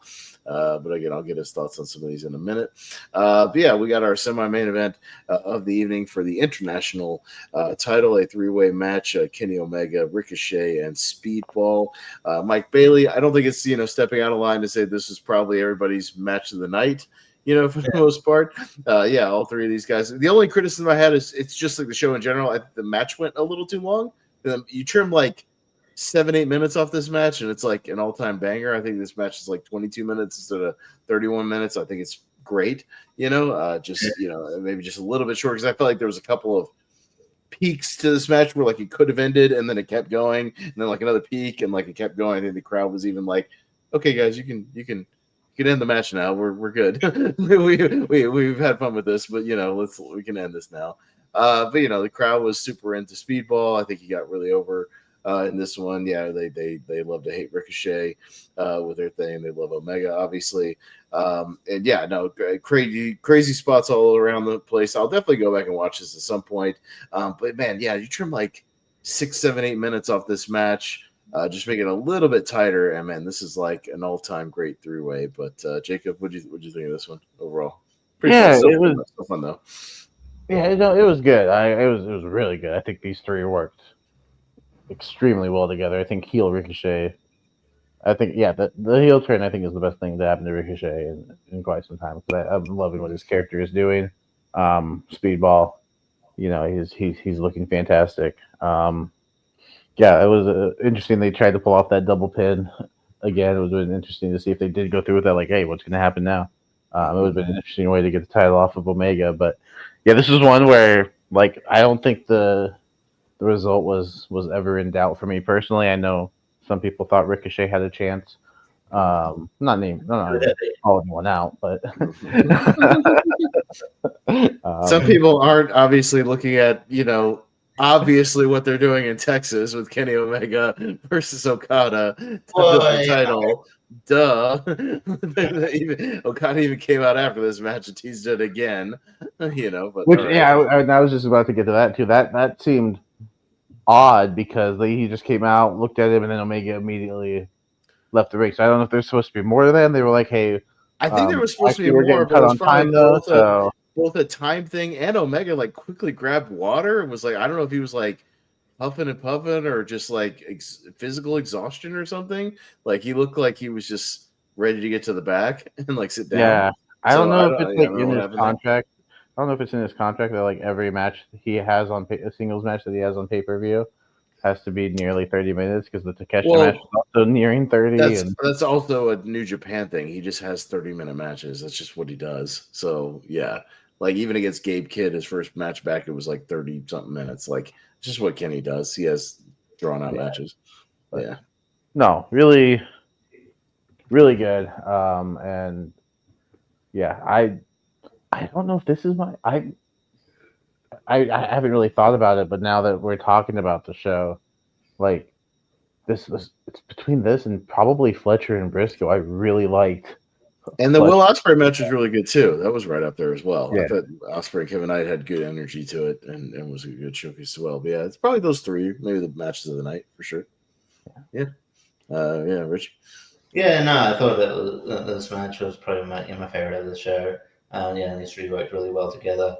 I feel bad for Mike Bailey's knees when he's fucking he goes to that flip the flip stomp thing he does, and I think it's Ricochet moves, and oh my god, that slam! Like, oh Jesus, it looked pretty. Actually, speaking of going back to the sewer thing, it's Mike Bailey in the sewer because I remember that because Mike Bailey has no shoes on in the sewer. You freak. you freak. Anyway, but yeah, but yeah, this, and I thought Ricochet was great in this match. That's the point in the match where he's like, he just yells out, "I'm winning!" Yeah, and then he gets on commentary and acts like a dork, like He's he's a great dork. Like he's a great dork that you just go like, you what an idiot. You're he gets on commentary and gets immediately get kicked in the face. Oh, when he got kicked in the head, and then we couldn't hear what Bailey said, but I think he apologized to Tony for breaking his headset or something. But yeah, he kicked the shit out of Ricochet. That was great. Yeah. He was trying to say something about that wasn't working, but yeah, it was just his heel work's been great. The spots have been great. Yeah, that one with Angel was great. But yeah, I don't know. I just thought maybe they wouldn't. It seems like a great thing to do. The title versus title didn't. I just didn't think they would. To pull the trigger here, but they probably are. But yeah, it was a weird stare down at the end because it almost looked like that Kenny Omega was sort of disinterested in it, which made him kind of come across as a bit of a heel. It's like, no, people want to see this match. Why are you running away? So that was a bit of a weird vibe, but the match itself was fantastic. Probably at least on like the if we do the best of the year so far, I reckon that will win all this. Yeah, JPO, any thoughts on the Kenny Omega 3-way? Yeah, what you got? I just have one quick backtrack to make. Bandito, you don't look like a badass when your mom has to help you win. So I don't know if that was the best look either. Just not the most badass way to win. Hey, Shelton Benjamin uses Mama a lot, and he's a badass. Come on. I don't know. The gimmick was the baddest didn't need her, but yeah, so I just thought that was funny. Like, how many times has it been like, she should like grab the referee by the ear. No, look at the back. How dare you screw my child? On paper we all knew this one would be really great. Good three-way here. Good pay-per-view introduction for Speedball Bailey. Don't call him Mike, I think, right? Do they call him Mike anymore? But this was a lot of fun. Yeah, no, good stuff. And then just before midnight here on the East Coast, we started our main event of the evening for the world title. We assume the world title because that briefcase gets smaller and smaller every week too. I don't think that big ass belt can fit in that little briefcase. Maybe he has the original woman's title in it. Remember how small it was? Yeah, I don't know what he's got in there, but I get frustrated with the referee not actually opening up the briefcase and be like, hey, is there a title in there I can hold up? Maybe I hold up the title and not this briefcase. Like they're not even doing that anymore. Like, which annoys me as a referee. I left it at Daly's place. That was way. We had Jon Moxley and Swerve Strickland. Obviously, this match kind of frustrated me from the start because it's like, even on the previous Dynamite, Jon Moxley powerbombs Swerve into glass. We get to this match and they're locking up and doing jiu-jitsu rolls and we're doing jiu-jitsu wrestling and like it's midnight. I'm tired. And this is what we're doing. It doesn't seem like this blood feud. The most dangerous man in AEW, Swerve Strickland, is laying on his back, wanting to roll jiu-jitsu with Jon Moxley. Like, what are we doing? Like, can we pick up the intensity, guys, and the pace, like, right off the bat? Just get the crowd into it at least, hit the ground running. This is a match that could have used, 10, 15 minutes less than what it was. It ends up going 31 minutes as well. But they eventually, turn up the intensity a little bit. We're using ladders. We're jumping off of stuff through tables. None of this is a DQ. Marina Shafir's all over the ring. It's not a DQ. Paul Turner's just letting things go. Why was it not just a no DQ? 85 people run into the ring. The Ops, the rest of the Death Riders. Hangman Page is hitting people with dead eyes. What the fuck are we doing? This is like clusterfuck to the highest degree. And then, but to top it all off, then, eventually Moxley, retains or Swerve, hits. He hits another Meteora from I think it's a Meteora. And it looks like he's going to get the win, and then the lights go out. And the Young Bucks show back up. Yeah, the Young Bucks show up. They hit the BT trigger on Swerve. And it's funny because the crowd popped initially for the Bucks returning, but then when they realized he attacked Swerve and John Moxley was going to win, the air got sucked back out of the arena again, and the crowd went, "Oh, oh shit!" And then we ended with the dud of, "Wait, what the fuck? Oh shit!" And the follow up was not the greatest even on Dynamite because the Bucks were like. They pulled a "We did it for The Rock." We did it for Hangman. Why? Hangman seemed like he was doing just fine on his own. He took out Moxley in the match, and what the I was fuck? about to say, didn't he take out Moxley? They're like, He took out Moxley in the match and hit him with a dead eye. I mean, I guess they. I mean, like they did it for the Rock thing. Rikishi was lying, so the Young Bucks probably lying. I don't understand the storyline where it's going. The follow-up didn't make any sense either. I'm over this shit. There was even, you know how bad it's gotten? There was even a guy, I don't know if you saw it was in the post scrum. JPO might have saw it. There was a guy who asked Tony Khan, was like, hey, so like, he in a runner, and he's basically like, yeah, so everybody hates this feud on social media, complains about it constantly. You gonna like call an audible or do something different? And he's basically like, no, I do listen to the fans, but no, we're gonna do what we're gonna do.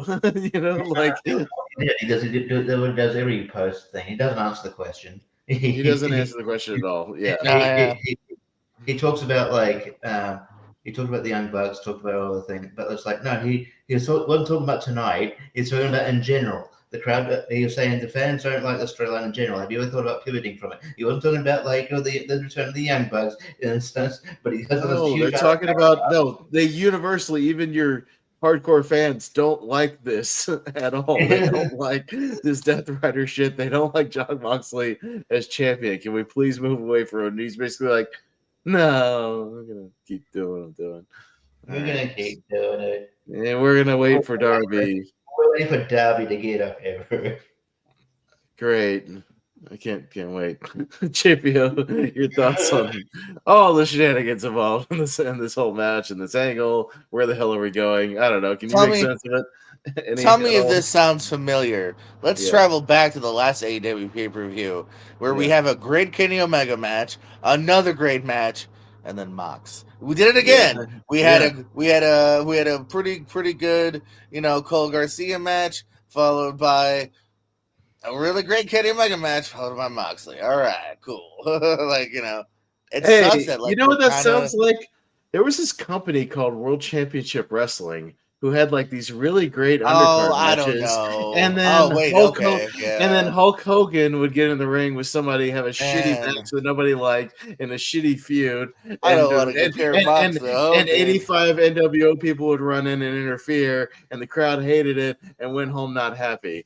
I don't know. I'm just putting that out there. It's probably not a good idea. No, it really sucks that what's kind of the most important part in the card is the card that we're all kind of like, you know what I mean? It sucks, and we're not alone, man. Too not that it's the end all be all by any means, but if you look at Cage Match, man, the last match with Mox and Cope is a 3.11. This got a 4.6. It's actually, is this the lowest rated match? It's right there with Bandito. People didn't like the Bandito match either. Those are the two lowest matches. That's nuts. Yeah.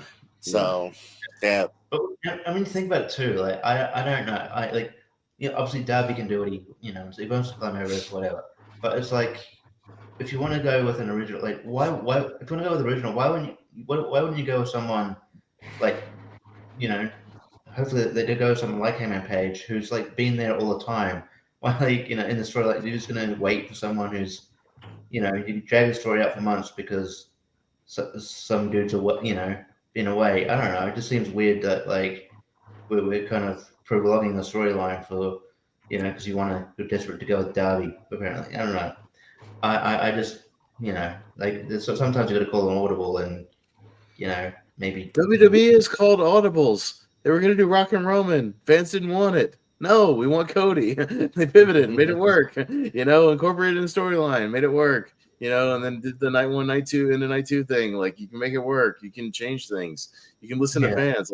Tony Khan always, talked about early on, like I listen to fans, like I'll listen to what they want. Like you're not listening, you're not, because even your hardcore fans don't want this, they don't like this. And I know he's on Cage Match, JPO. He said he goes on Cage Match and looks at the match that gets rated low, and like so 2 in a row now that the fans clearly don't like. You're not listening, bro. Like you're gung ho and keeping this shit going till fucking All In, and like nobody wants it, dude. Like. So it's obvious now. It doesn't matter who you put in front of Jon Moxley until then. We're just gonna go. No, obviously you're fucking sticking with it, till All In. So but even like before then, is there evidence that he wasn't? I mean, what's the burst around before this? It was the devil stuff, right? We were waiting for this to die down for ages, but now it's like, well, Adam Cole's injured. We got to keep doing this. I'm like, no, you can pivot. Like something. It's like I just for fun, I looked at World's End. It also is his match, the main event, the 4-way, second lowest rated. Yeah, it's just not like everything else. Now that one actually is a positive review for the record, but everything else is even more positive, except for the MJF Adam Cole match. Everything else is above it. But they both have like this commonality, those two storylines, where like, something's happened. Well, like with Darby going out, potentially, if it is Darby, but Darby going to doing his own thing, and Cole getting injured. The circumstances that's necessary to go, okay, well, we won't drag this out. We'll do something else. But it's like, no, we gotta. It doesn't matter if it'll take a year. We're gonna stick with this, even though it won't make any sense. I don't know. I think maybe just put it on Page. Like people like Page. Yeah, do it. You could have put it on Swerve and then have Page or Will Ospreay eventually get him at Texas, and that would still be a really big match. Either one of those, Yeah. Swerve and Ospreay having a rematch would be big. Swerve and Page for the title this time would still be big. Yeah. Like either one would be a big thing. It's fine. It's fine. Yeah. I don't know. I don't want to. It's like I want to be like, because like I want to have like give a good ratings pay per view, because it's like beginning to end it's good, but it's like we get to the end, it's like, god damn, you don't want to have the air taken out of you by a world title match. Like, it's a world title match now. Okay, fine. Yeah.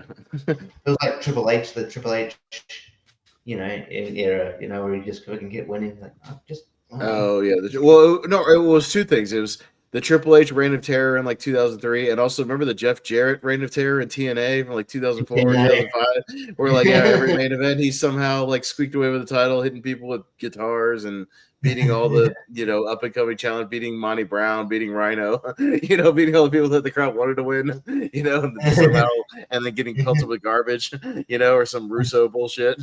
Like it's similar to that, yeah. But Jacob, are you with us, or didn't you enjoy? What do you think? Yeah, I enjoyed most of the match. I thought the two worked pretty well together. But yeah, then you get to that ending, and just too much interference. The Young Bucks, it doesn't make sense, and I don't think there's any way they can explain it to make it make sense. Like they left because Mox, now they're back there helping mine. Whatever. No, we want the title off Moxley. If you say you listen to the fans, you would have taken the title off of Moxley.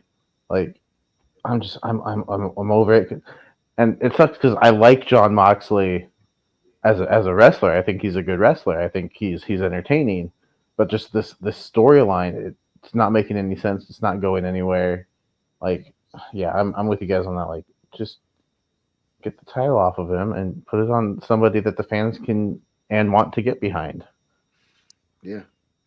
No, I the only thing that I heard that it could make sense if you did it, but I don't think they're going to do this, is if you had the Bucks explain that they're like bankrolling the Death Riders or something because they're the EVPs, and like they kind of help them in that aspect, and then watch from afar, and like now they're going to be this like super heel faction, and then to counter that, you have like a super babyface thing, like you're the Avengers of AEW, the Avenger baby faces of Swerve and Hangman and Osprey and Omega, and like you can throw in like you know, I don't know, Darby, Orange Cassidy, Samoa Joe, whatever, like these guys, you know, banding together, but like they're not going to do that, so it doesn't fucking matter. That would make sense, but they're not going to do that.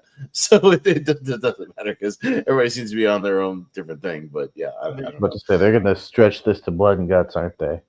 The Young Bucks and the Death Riders versus Team AEW, or Anarchy in the Arena or something. something like that. Yeah. What I mean, I don't know. Obviously, don't know for sure, but maybe when I sort of speculate in my head, it was like, you know how there was like that talk of like, those talks with Shane McMahon. My feeling was at one point. I don't think that is the case now because I think those talks broke down. I thought maybe at one point like Shane was sort of maybe bankrolling them. That's why they're like, that's not your company anymore. And then somehow maybe some talks broken down, and now they're just still going the storyline, but they don't know where they're going. I don't know. I feel like there was something that was going to be the lead, revealed to be the leader of this group that didn't end up eventuating. I feel like there's a piece of the puzzle that went missing, and then instead of like pivoting, they've just continued. Kept going. Yep. Yeah. All right. I don't know. Jacob, you talked about it hurting your overall opinion of the show, but yeah, what would you give this out of 10? Does it hurt it that much, or do you still doesn't hurt it that much? Because I do think the main event here was better than the Moxley Cope main event.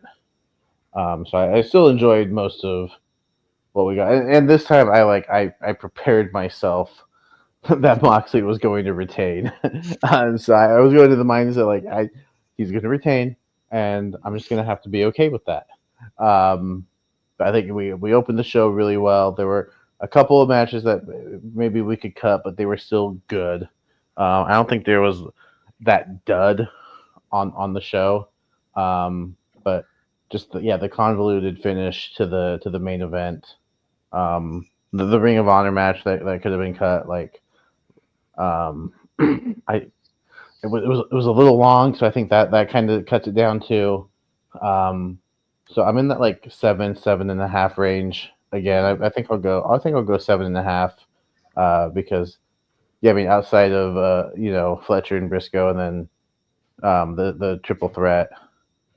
Like I'm not sure there's anything that I would talk about like on those best of the year lists except for those two. And even then, I think it's just that three-way. So, yeah, 7.5. I think it's a decent show. Yeah, Richie. Yeah, I think there's enough good good matches that outweigh that. That's really. It's up there with the Devil storyline as being the worst AEW storyline. The Death Riders versus the Devil. I don't know which one's worse. It might depend on how it ends. See how this Death Rider thing ends because it's not over yet. The Devil thing is at least over, so we can look back on it and go, "Yeah, that sucked." Overall, yeah. At least the Devil stuff started off intriguing. I feel like this one was always like, "Huh, what's going on?" But yeah, like, did any bad things? What was the Death Rider stuff? So in that sense, I guess like the 6-man hurt that too because like I feel like that was you could have had an opportunity to take the titles off Death Riders, but that was just more of an angle. It was more of a storyline match, but I think there's enough good on it to ultimately give it a positive review. I don't think it's a bad show at all. I'd probably give it 7.5. Actually seems pretty good, but like I think if you got like a sort of a 3-way banger, I might give it slightly higher. I'll go 8, but it's like a light 8. You know what I mean? Okay, JP. I'm always torn because I'm a big believer in both movies and wrestling. Like, man, that finish, you didn't do it, man. You didn't do it. You fucked it up. But there's enough good where it's definitely a positive review. I can't go above a 7.4. Yeah, I'll pull a Dave Ford and I'll say 7.2. I'll be on the lower end. Yeah, because no, I'm with you, JP. You got to end strong too. And have a good finish. to really like hit the thing home. And if you don't, then you got to be like Revolution and have like 3 match of the year candidates on your show. You know what I mean? You got to like have banger after banger after banger, all timers on your thing to make up for that deficit, to still get it in that upper echelon of a category. And yeah, I think you still had the triple threat. You still had the Briscoe match, the Ospreay. So you still had really good stuff on here. Maybe a potential match of the year thing with the 3-way, maybe. But that's the one. And yeah, the weird booking on the show, weird stipulation stuff, some goofy logic things all over the show as we tend to have some of the AEW shows. So I mean, overall I still liked more than I didn't like.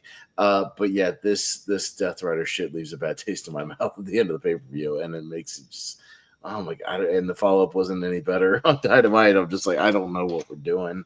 Like, just and the fact that we have to endure this shit till Texas is not good.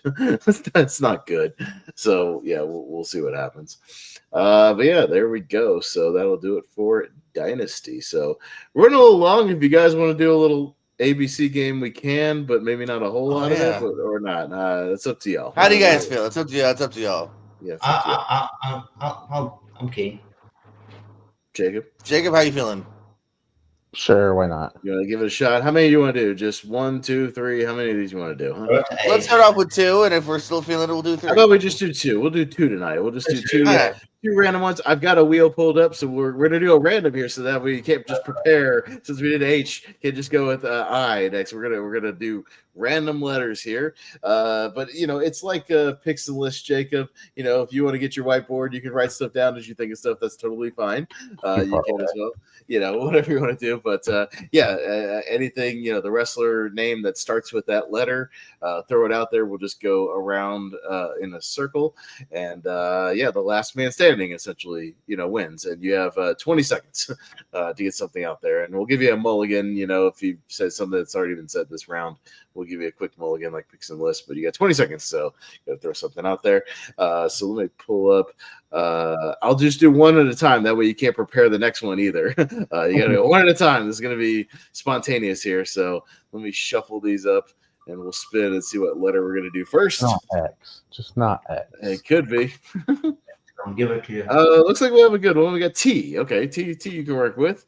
All right, so we're gonna do T. I'll keep the wheel up because we'll spin it again after we go T. But yeah, Jacob, you're new to the game, so we'll start with you, and then we'll go to Richie. So you get your pick of anything that starts with a T. What you got? Tommy Dreamer. Okay, that works. Richie. Tessa Blanchard. Okay, JPO. Trick Williams. Timothy Thatcher. Jacob. Triple H. Yep. Richie. Trent Beretta. JPO. Tatanka. I don't know why I thought of this, but Trinity. Jacob. Test. Oh, Test. Yeah. All right.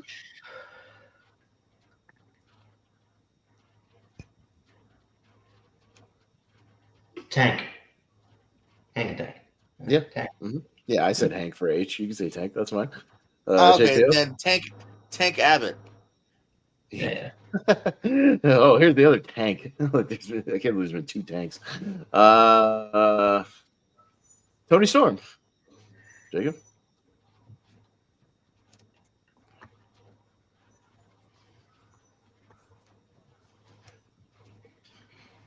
Why am I blanking already?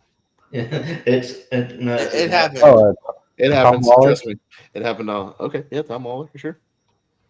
Richie. Tyrus. Okay. JPO. Tony D'Angelo. I'll do another Tony. Tony Atlas. Jacob. Tajiri. Okay. Tony Denton. Taz. Tamatanga. Jacob. Tongaloa. There you go. I know, sometimes one can lead into another, but that's fine. Richie. Tank Toland is not a tank. Remember the dicks? It was Tank Toland. Trinity. I Already said Trinity. Trinity was said? I said Yeah. Trinity. Yeah, oddly enough, yes. Okay, cool. Travis. Another Tony Nese. Oh yeah. It's, Chris Stratus.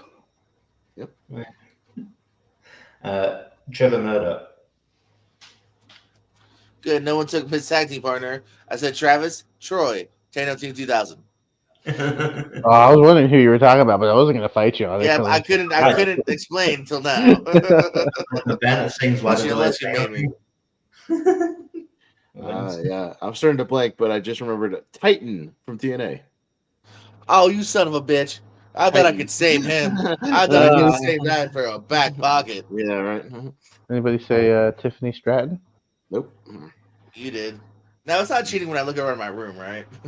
Yeah, you can look at your room. That's fine. If you got something laying around, I was watching the row. you just can't be on your internet browser. That's the only No, rule. no. Yeah. Just- No, if you look I'm just around, looking it's at my fine. room if I have any T autographs out.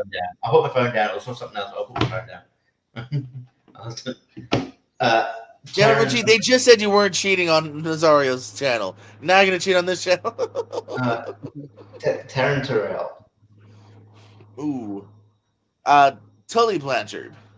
Fuck, No one said her father. That's fucking totally goddamn. I was Yeah. just about to say that. Yeah, Son of a no one bitch. said her father. Can I say I didn't Tammy even think about it at Sitch? the time. Yeah. Yeah. Yeah, I'm sure she had some. Yeah, no, she had some indie shit. Yeah, She yeah. had some indie shit. She's wrestled before. Yeah.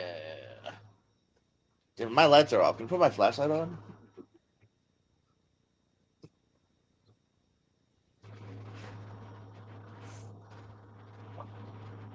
Tyler Breeze. All right. Tim Storm.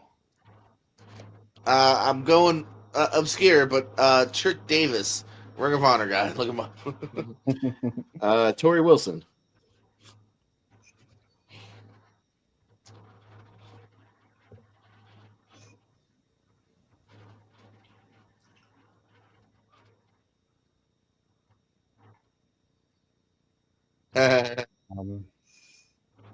It's me. Yeah. Sorry. I feel like I've heard this name. Tracy Smothers. Yeah, Tracy Smothers. Oh yeah, R.I.P. Love him. Tori. With an I. Yeah. Oh, I got to say Tori. Yeah. JPO. From the tag team, well done, Timothy Well.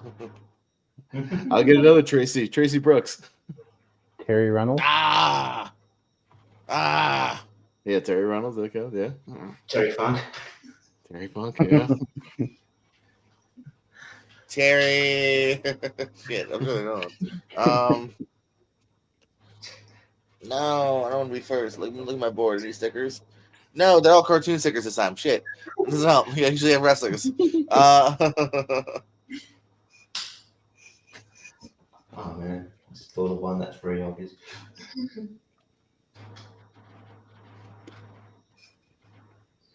Okay. Will you? I feel like he. Probably not. Yeah, maybe. You should. Taskmaster? Yeah, Taskmaster. I would say that. He wrestled as Yeah, he Taskmaster. wrestled just as that. Yeah, okay, Yeah, he cool. wrestled as Taskmaster. I got another Terry for you. Terry Bam Bam Gordy. Yeah. Jacob?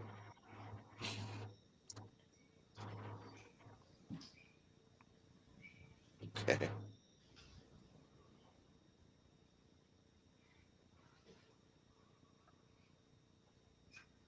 I think I'm going to be first.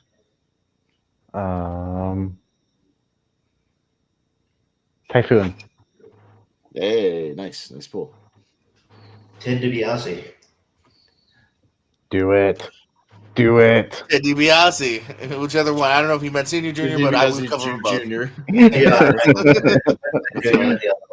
I feel like I've heard this name on the Indies. Trent Seven? Yeah. Oh, yeah. Also Tyler NXT. Bate. Yeah, mustache. Yeah. Yeah. Shit. Yeah, okay.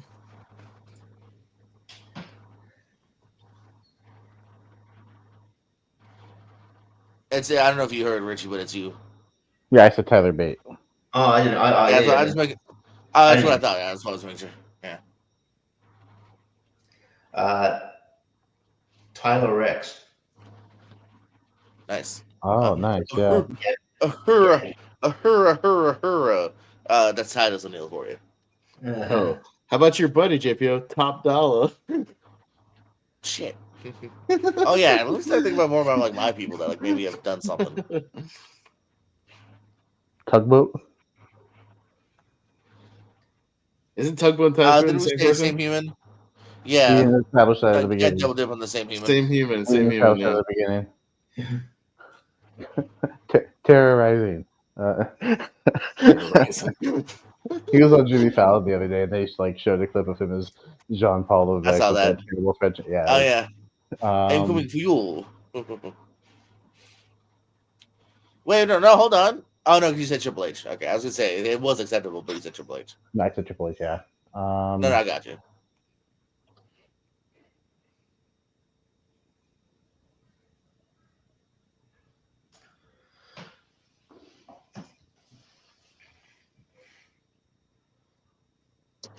Ooh, good. I went from nothing. I got 4 left.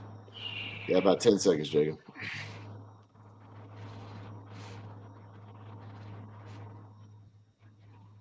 Five, 4, 3, 2, 1.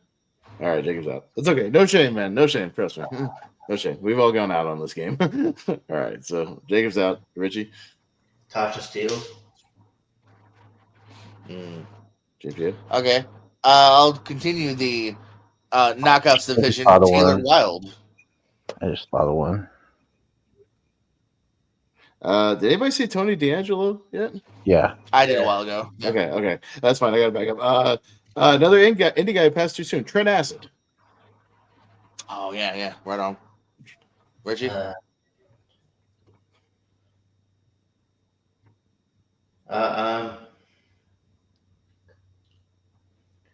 TJ Perkins.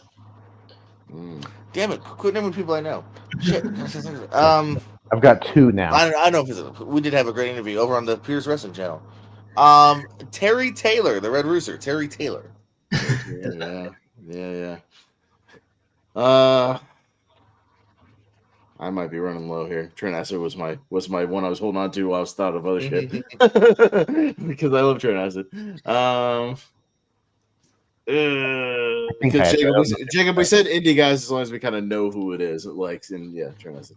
Yeah, I'm not gonna name RPW, but if you got like a good Ring of Honor comment zone, maybe. Yeah, I know Trent Acid. Yeah, that's yeah. He's former Ring of Honor tag champ for sure.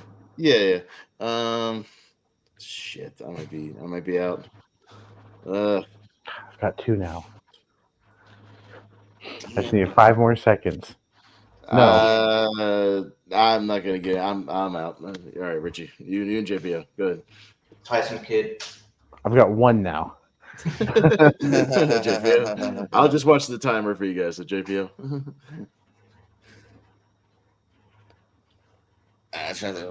Okay. Inspired from Terror Rising earlier, Undertaker debuted as Texas Red.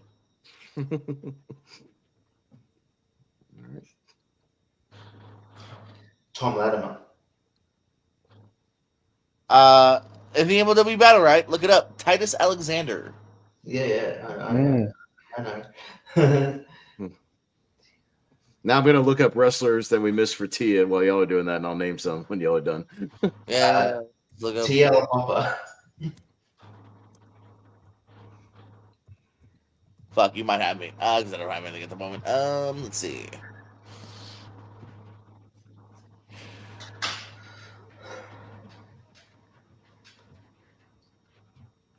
I think I have one that wasn't said.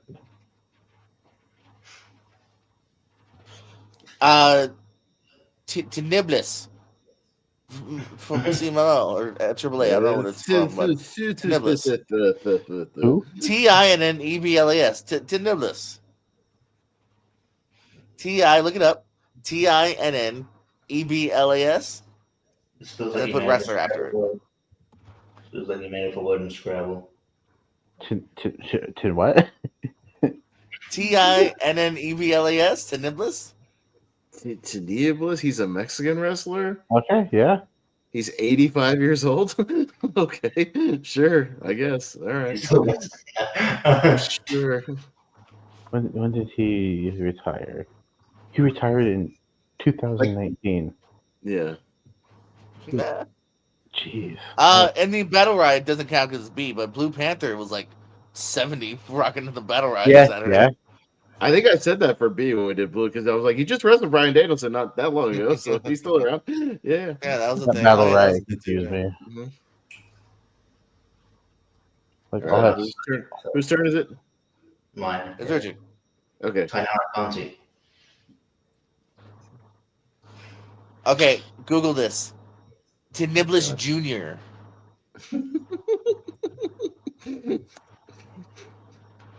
Yeah. Okay. But if I have to Google it, does that really count? Yes. Y'all were doubting me. I didn't ask you to doubt me. Don't doubt me. I know, but if I have to Google it and I've never Hold fucking on, heard of this I guy, got does it. that count? What the fuck is going on right now? What? Okay, I don't know. Something popped up.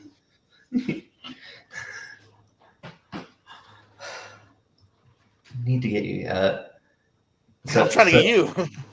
Oh, No, it's your turn. it's So you're trying to get me. I'm trying to get you. It's your turn. Teal Piper. Ready puzzles. Yeah. Damn it. Yeah, shit. I was gonna fight you and say she's an indie wrestler, but no, she had the one AEW battle royal.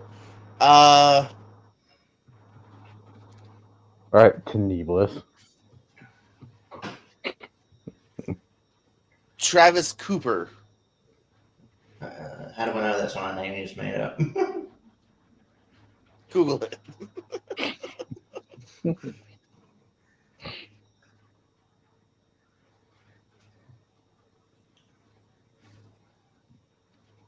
There's 26 pages on WrestlingData.com of wrestlers with T's, but most of them I haven't heard of. But yeah. Travis Cooper on there. I'll just go Tucker Knight. Travis Williams. All right, now you're just taking a really common first name and a really common last name and putting them together. No, he's in the TNA team right now. He's like he's with Eric Young. He's in that whatever group. Oh, the Armory. Yeah. Yeah. That's Travis Williams and All right. Judas Icarus. Well, yeah. Who would name it Travis? Travis Banks. Well, yeah. God damn it.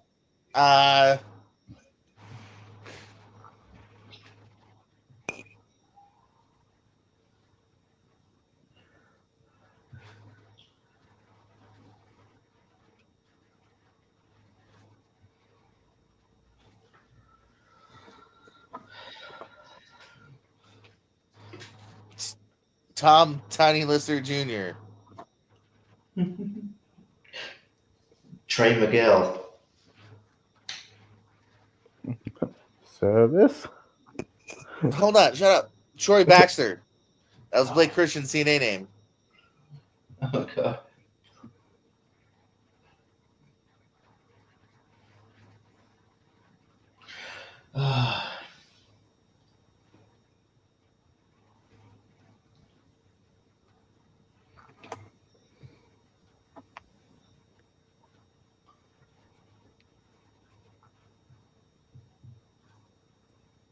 Ten, 9, Oh, you 7, son of a bitch. 6, 5, 4, 3, 2, 1. Taka. JP. Oh, we got one just in the nick of time. He said Taka. Who did he say? Taka. Taka Michinoku. Taka. That counts. Oh, dude, Taka, yeah. fuck yourself. You were at 0. No, I'm joking. Good shit. God damn it.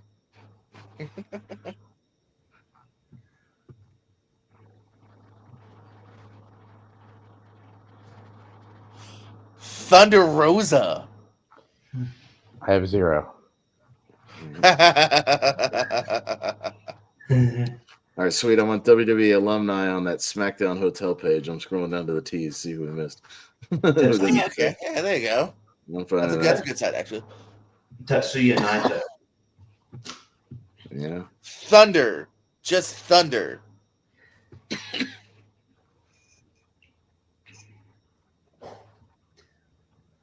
Now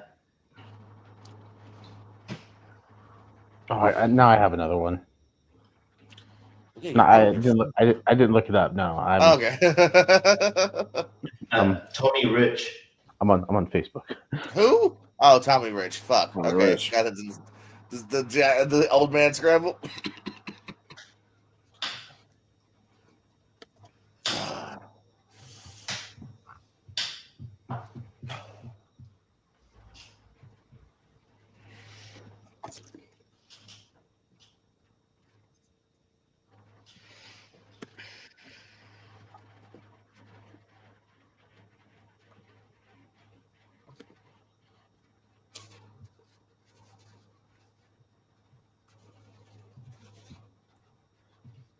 Ten seconds.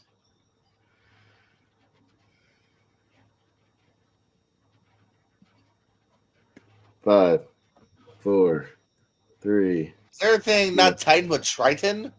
Is that a thing? Anybody? Screw you, Reggie. Let's move on. Okay. Okay. All right. Let's move on. Yeah. Okay. Yeah. Tom Zink in the pocket. Tommaso Ciampa. Oh, Currently Tommaso active. Ciampa. Fuck me. Did Did anyone say Tiger Mask? Yeah, No. Tiger Mask is No. one. No, that's Oh, what then we I could have pulled some gone back of and our forth. known Tiger ones. Mask 2, Tiger Mask 3, Tiger Mask 4. I pulled some of our known ones. Tony Mamaluke. We got FBI. Tanahashi. We got Tito Santana. even Thrasher. Did anybody say Thrasher of Masha Thrasher? No, another guy I know. Fuck. Technically, Teddy Long wrestled a couple of times. You could have said Teddy Long. Tiger Ali Singh. A few people in there that you would have known. So there you go. All right. Okay, we'll move on from here, and we'll just do one more. Here we go. Let me pull up the wheel once again. All right, here we go. All right, I removed the T, so we'll shuffle it up once again. Here we go. See what else we're dealing with. This is everything after H. So, oh boy. It's gonna be V. Okay. Oh boy.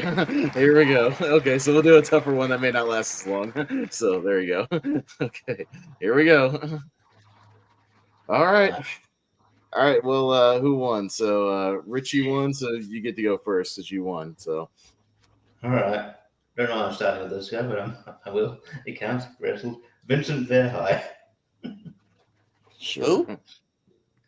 Brian and Vinny show. Vincent Verhey. Oh, okay. Shit, all right. Yeah. Vader. Vince McMahon. Yeah, I was about to write that down. Vampiro.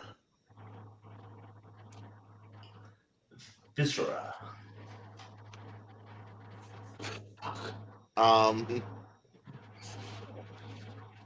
Veda Scott. Val Venus. Vladimir Kozlov. Van Hammer. Van Hammer. What the fuck? What a terrible wrestler. Employed for like a decade too, by the way. People forget. Yeah. He was an early '90s cat.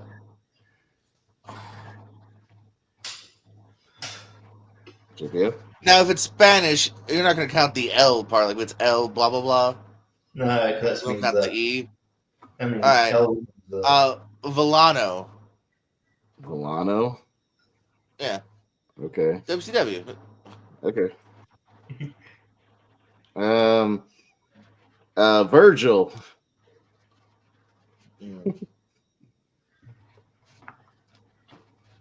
Victor. Yeah.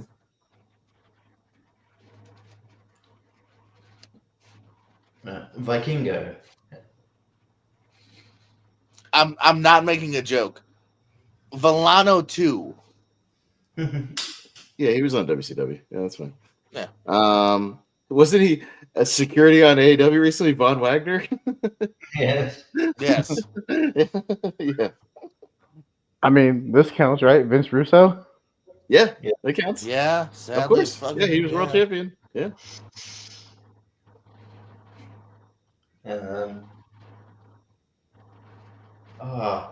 I had one there. That's gone. I'll just do this. Viper. That's Papa Evans' name. Did we do Papa Evans? Oh, no, we haven't done it yet. So Viper. Yeah. Oh, Villano 3. Villano 4. Hint, Jacob. There was 5 of them. Just say Villano 5. Shut up, Pez! I'm fucking saving 5. Damn it! All right, at least I got 3 of them. So. We would have burned through all of them anyways. It's fine. I was hoping I get one more round out of it. Villano 5.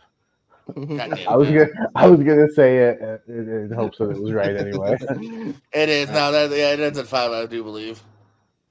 Vance Archer. Really Nice. She's on AEW's podcast, but she's barely been on TV. But Viva Van. Okay, I'll go with the woman. I forgot she was signed. I'll go with Vicky Guerrero. Victoria. Mm-hmm. Valhalla. Yeah. Google it. Vincent Nothing. Vito was the Italian guy. First name was Big. No, I got you. Not in WWE. He was just Vito. He actually he's been Vito LaGrasso, and he's WWE too. So you're good.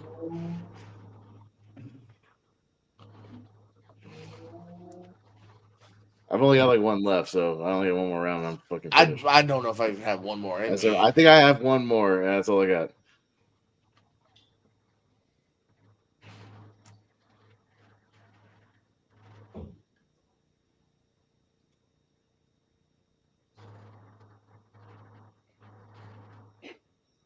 Ten seconds, Jacob. Yeah. 5, 4, 3, 2. All right, Richie. I don't know if it's, I don't know if many people remember him because he wasn't. He only wrestled. He wrestled on the Indies. He did his name in the Indies, and he wrestled on like metal and stuff. But remember, and he was in a radio show that was popular. Vito DiNucci. Remember the New Heavenly Bodies? Vaguely. All right. Sure. Okay. Somebody must have been called the Viper at some point, right? Can we just agree? We agreed when Richie said it. And I said it. No. You said Viperous, didn't you? I said Viper. Oh, then I'm saying Vipers. There's 100% a chick named Vipers. Okay, that's why I didn't. Oh, okay. okay. Bam. Okay, this might be my last one. Velveteen Dream. Oh yeah. Uh-huh. Yeah. We just don't talk about him anymore.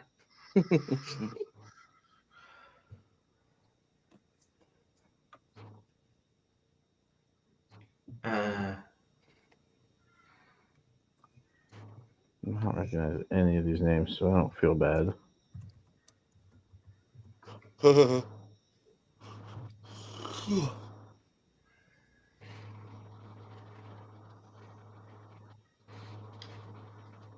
I mean, it's like a local guy I know, JPO, that I ref for in like Florida, but nobody knows who he is. Vernon Black, but that doesn't count. Oh yeah, Vernon. Yeah. Yeah, but I can't. That doesn't count because Isn't he's like a Florida guy. Poker guy. Yeah. I used to have Not ref for him. yeah. No. I wouldn't use that. Oh. Is it by go? Or is it Jake? No, I'm out. Vic Grimes? Fuck. Yes. Yeah. Oh, that's a good one. Vicky Cristina Barcelona. No. That's what I was thinking Vicky of. Valancourt. No. So fucking V Vector. No, that's fucking Despicable Me. A villain. V. Is there like someone called like very, very cool Fred? Vern?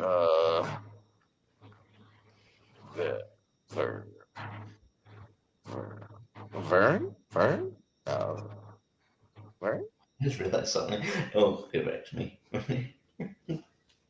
Troy have a match? No. John Cena as Vern. No.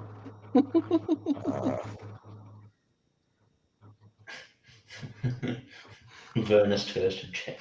Vader. Okay, hasn't it been 20 seconds? Yeah, it's been like 30 seconds. All right, go ahead. Yeah, rock it. I'm out. I think I'm the last one standing just because of the order, because I don't have anything else. I just had Velveteen Dream. I was still in. But I was gonna say, what you gonna get eliminated? I thought I Richie get was out. eliminated. Huh? What did you say? I thought you were out. No, I said Vic Grimes, and then I went to Oh, JBO. fuck. Yeah. He had Vic Grimes. Oh, Yeah, I was God saying, you still in fucking damn it. Shit, son of a bitch. I never Got all win excited. these. I don't. Is there another Vic? I haven't. We said all the Vics already. Shit. I don't know. I'm out. Fuck it. I don't know. I got nothing. Well, the thing is, I thought I might have given Jacob one, or you guys one when I said Vic Grimes, because there is Victor, just Victor, the Ascension. I said Victor. He No, said that's Victor been done. already. That's why we Oh, didn't my say it. bad. I didn't even hear that, so that So- would have been me. Yes.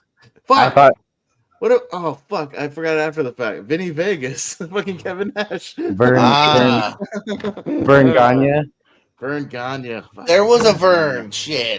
Veer Mahan was another one that I found. Veer Mahan. Vern Gagne. Yeah, Oh we said yeah, Vis- Veer's coming. yeah, we said soon. Viscera very, very early. That was like first round. Yeah. Veer We said Viscera. Mahan. How can I forget Veer Mahan? All those vignettes. Anyway. Oh, Yeah. yeah, we forgot. Just like they forgot to finally. Oh. I was looking at. There's not a lot. To So pull I was looking up after the fact. JPO, Violet J of the ICP. What the Oh, hell yeah. Oh yeah.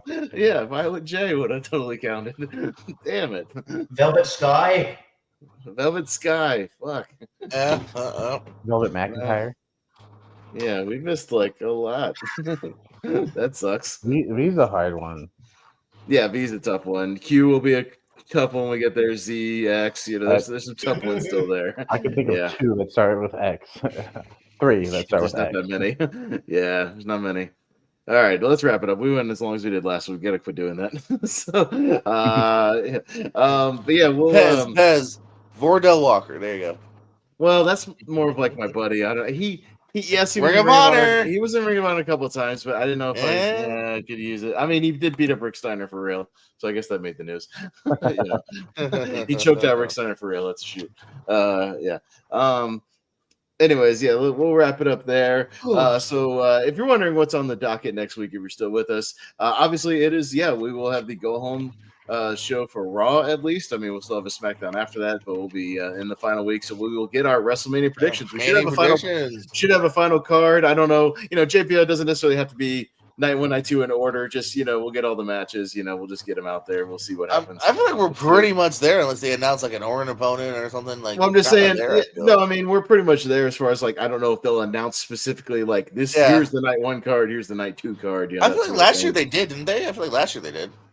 Yeah, so we'll see, but I'm sure you'll look it up and confirm everything. Otherwise, we'll just go over all the matches that are announced. We'll get our official predictions. Jacob, you're gonna be here next week, I guess. Yeah.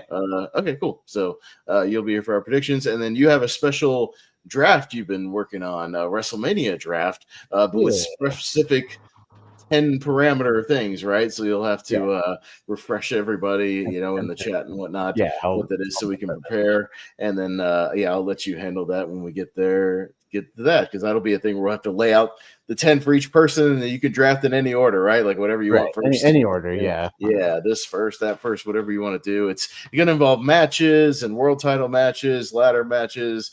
Hall of Fame, all things classes. WrestleMania. Yeah, moments, all kinds of stuff. Yeah, so all kinds of stuff. So we'll have a special little draft we'll do after predictions, and I'm sure there'll be some news going into next week. We'll have some more Angle stuff going into Mania. So if they do anything big, we'll talk about Angle's that. going to be at WrestleMania. Hey man, he always could show up. You never know. he's just out and around, hanging out. But yeah, so we'll see what happens. It's a big week.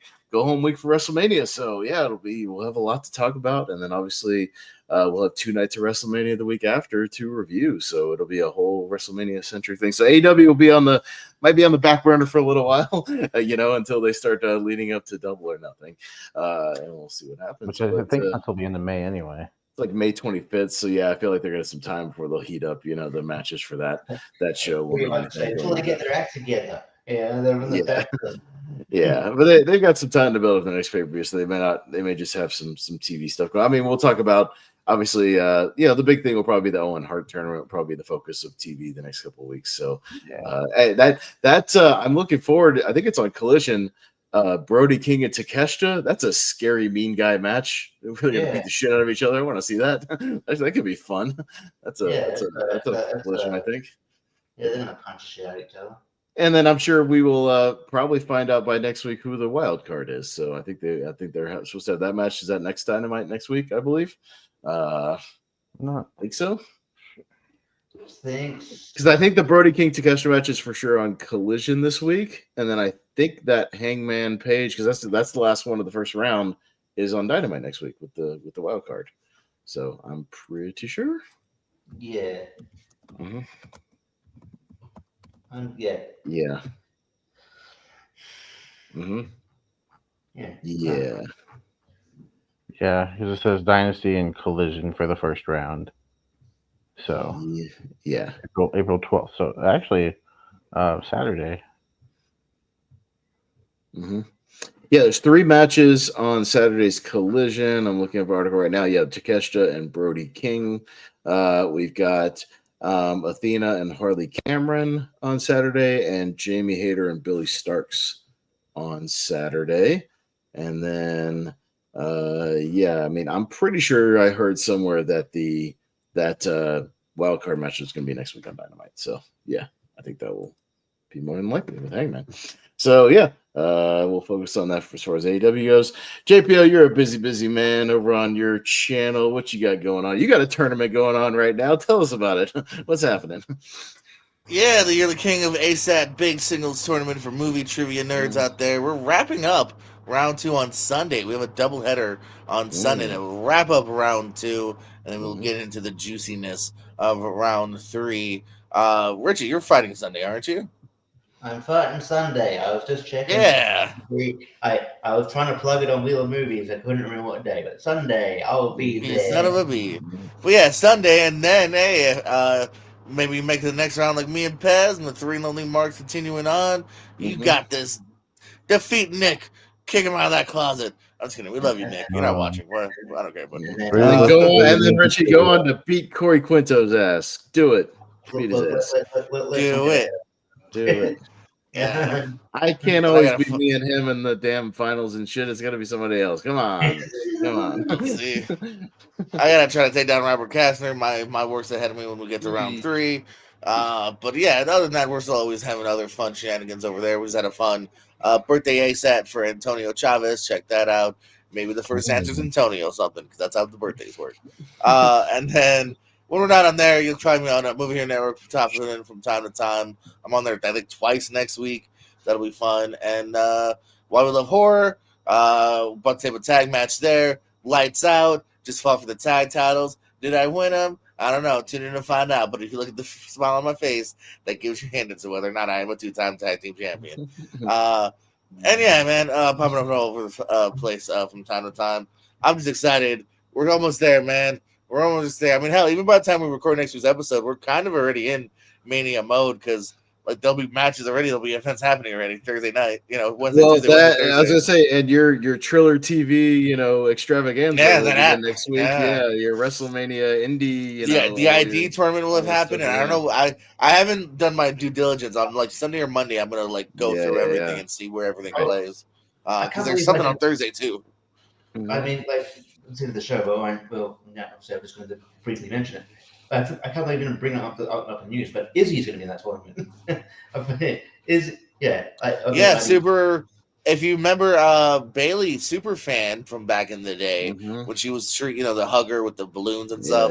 There's the Bailey super fan that was like, I'm going to be a wrestler one day, and she's trained and she has been ID'd. Nice video of her reading the email. Don't know if I totally buy that it was done organically, but still nice video of her reading the emails showing that she's ID'd. I guess she will be at those collective events for the ID tournament and whatnot. So that's cool. I mean, and if she ever gets there, that's a pretty built-in storyline right there. That's amazing. You got your Yeah, you got your ID stuff. You got your GCW shows, your Bloodsport, happening, all that good stuff. Yeah, for Mania week. So yeah, lots of big indie. It's wrestling extravaganza next week, starting Wednesday, Thursday. Really, I mean, midweek. Yeah, lots of wrestling. So good time for me to re-up my Triller TV Plus this weekend probably. Yeah, and get that going because there'll be lots of stuff you can watch on it, and the ones that are on demand, right? In like the WrestleCon show, the right, like that sort of stuff. I'm gonna try to get, like I said, I'm gonna have a breakdown. I'll share it with you guys. I'll share it, here if we want. Is that the one with the Suzuki Butterbean match? That's the SuperCon show. Yeah, or WrestleCon Super show. Yeah, could be the big train wreck of the weekend or whatever that is. You got the seniors thing as well. Well, that's on the GCW. That's on the Spring Break show. Two different shows. Yeah, two different shows. Yeah, I'm talking in terms of train wrecks, but it might be alright. I don't know. I'm trying to think of. I mean, we know Mike Jackson to a degree can go. I feel like everybody in that match can work, and they'll know how to work a smart match. Like they'll work a smart match where they're not going to kill each other. I've been to like legend shows where it's just like, these guys.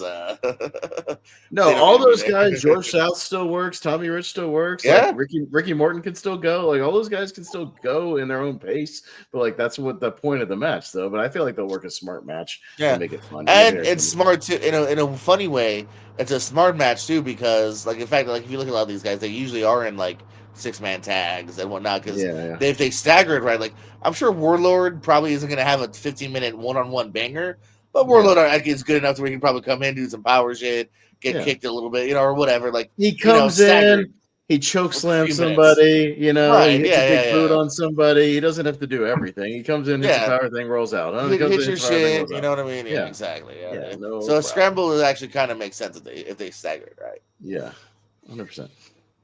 All right. Well, nice. We'll be kicking those festivities off. Richie, you want to throw out there? Richie? I glitched out for a second. I think I'm back.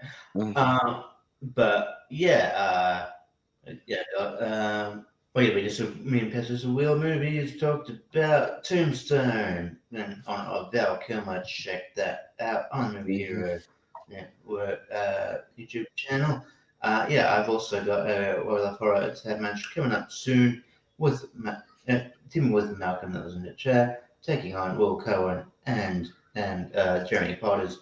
Check that out, man. Upload. Other than that, you can catch me on AEW, catch me on the aforementioned AEW tournament. Long time, first time when I call in occasionally. When it doesn't clash with Wheel of Movies. No, I'm just kidding. It's all right. Well, they won't next week unless JPO's watching wrestling stuff on Triller and they just cancel the episode. That could happen. That's right. That's pretty much it for the Seabull. But I pop up time on Tournament of Fights, tier ranker, and Yeah, for sure. Jacob? No, not much. I'll be back next week. Don't really have much in the near future. I didn't know JPO just did birthday sets for anyone. Otherwise, I would have asked. I've got a birthday coming up, but it is what it is. When's your birthday? Tomorrow. Tomorrow? Well, shit. Well, today where you are. Oh, okay. Yeah, today. Well, happy birthday, buddy. Yeah. How old are you? 21? Stop it. Stop. 31. No, I turn old tomorrow. That's you don't look a day over 35. That's stupid. Because I'm not. I turned 30? 35. 35? Okay. No, bro. No, 35 ain't. 35's not a birthday. I'm over the hill next year, bro. Like that's a fucking birthday. But I had that revelation. Remember on that show? I was the same age is that WrestleMania 21 we watched on that show. I'm the same age as Stone Cold was on that show, as Undertaker was on that show. I'm like, oh my god.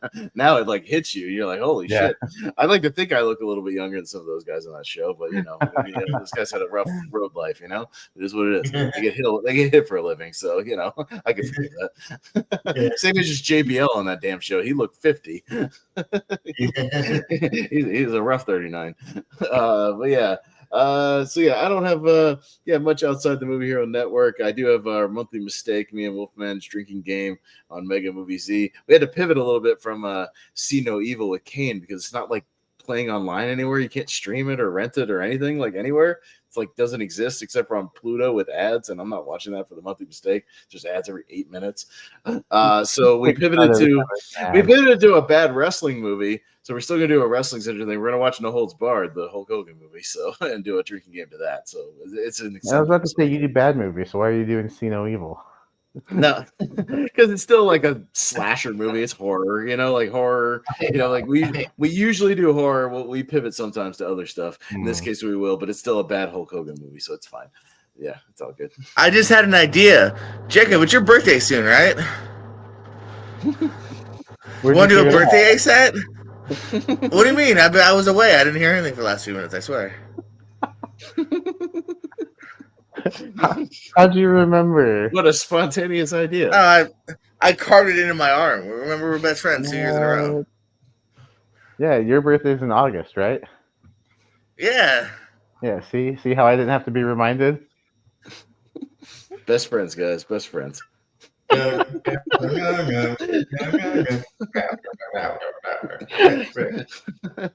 guys are best friends. Anyways. Not anymore, now, I can be forgiven. Jacob's not my best friend officially, as of trivia, so it's fine. Facebook were to remind me today or something, Right. and then I would know.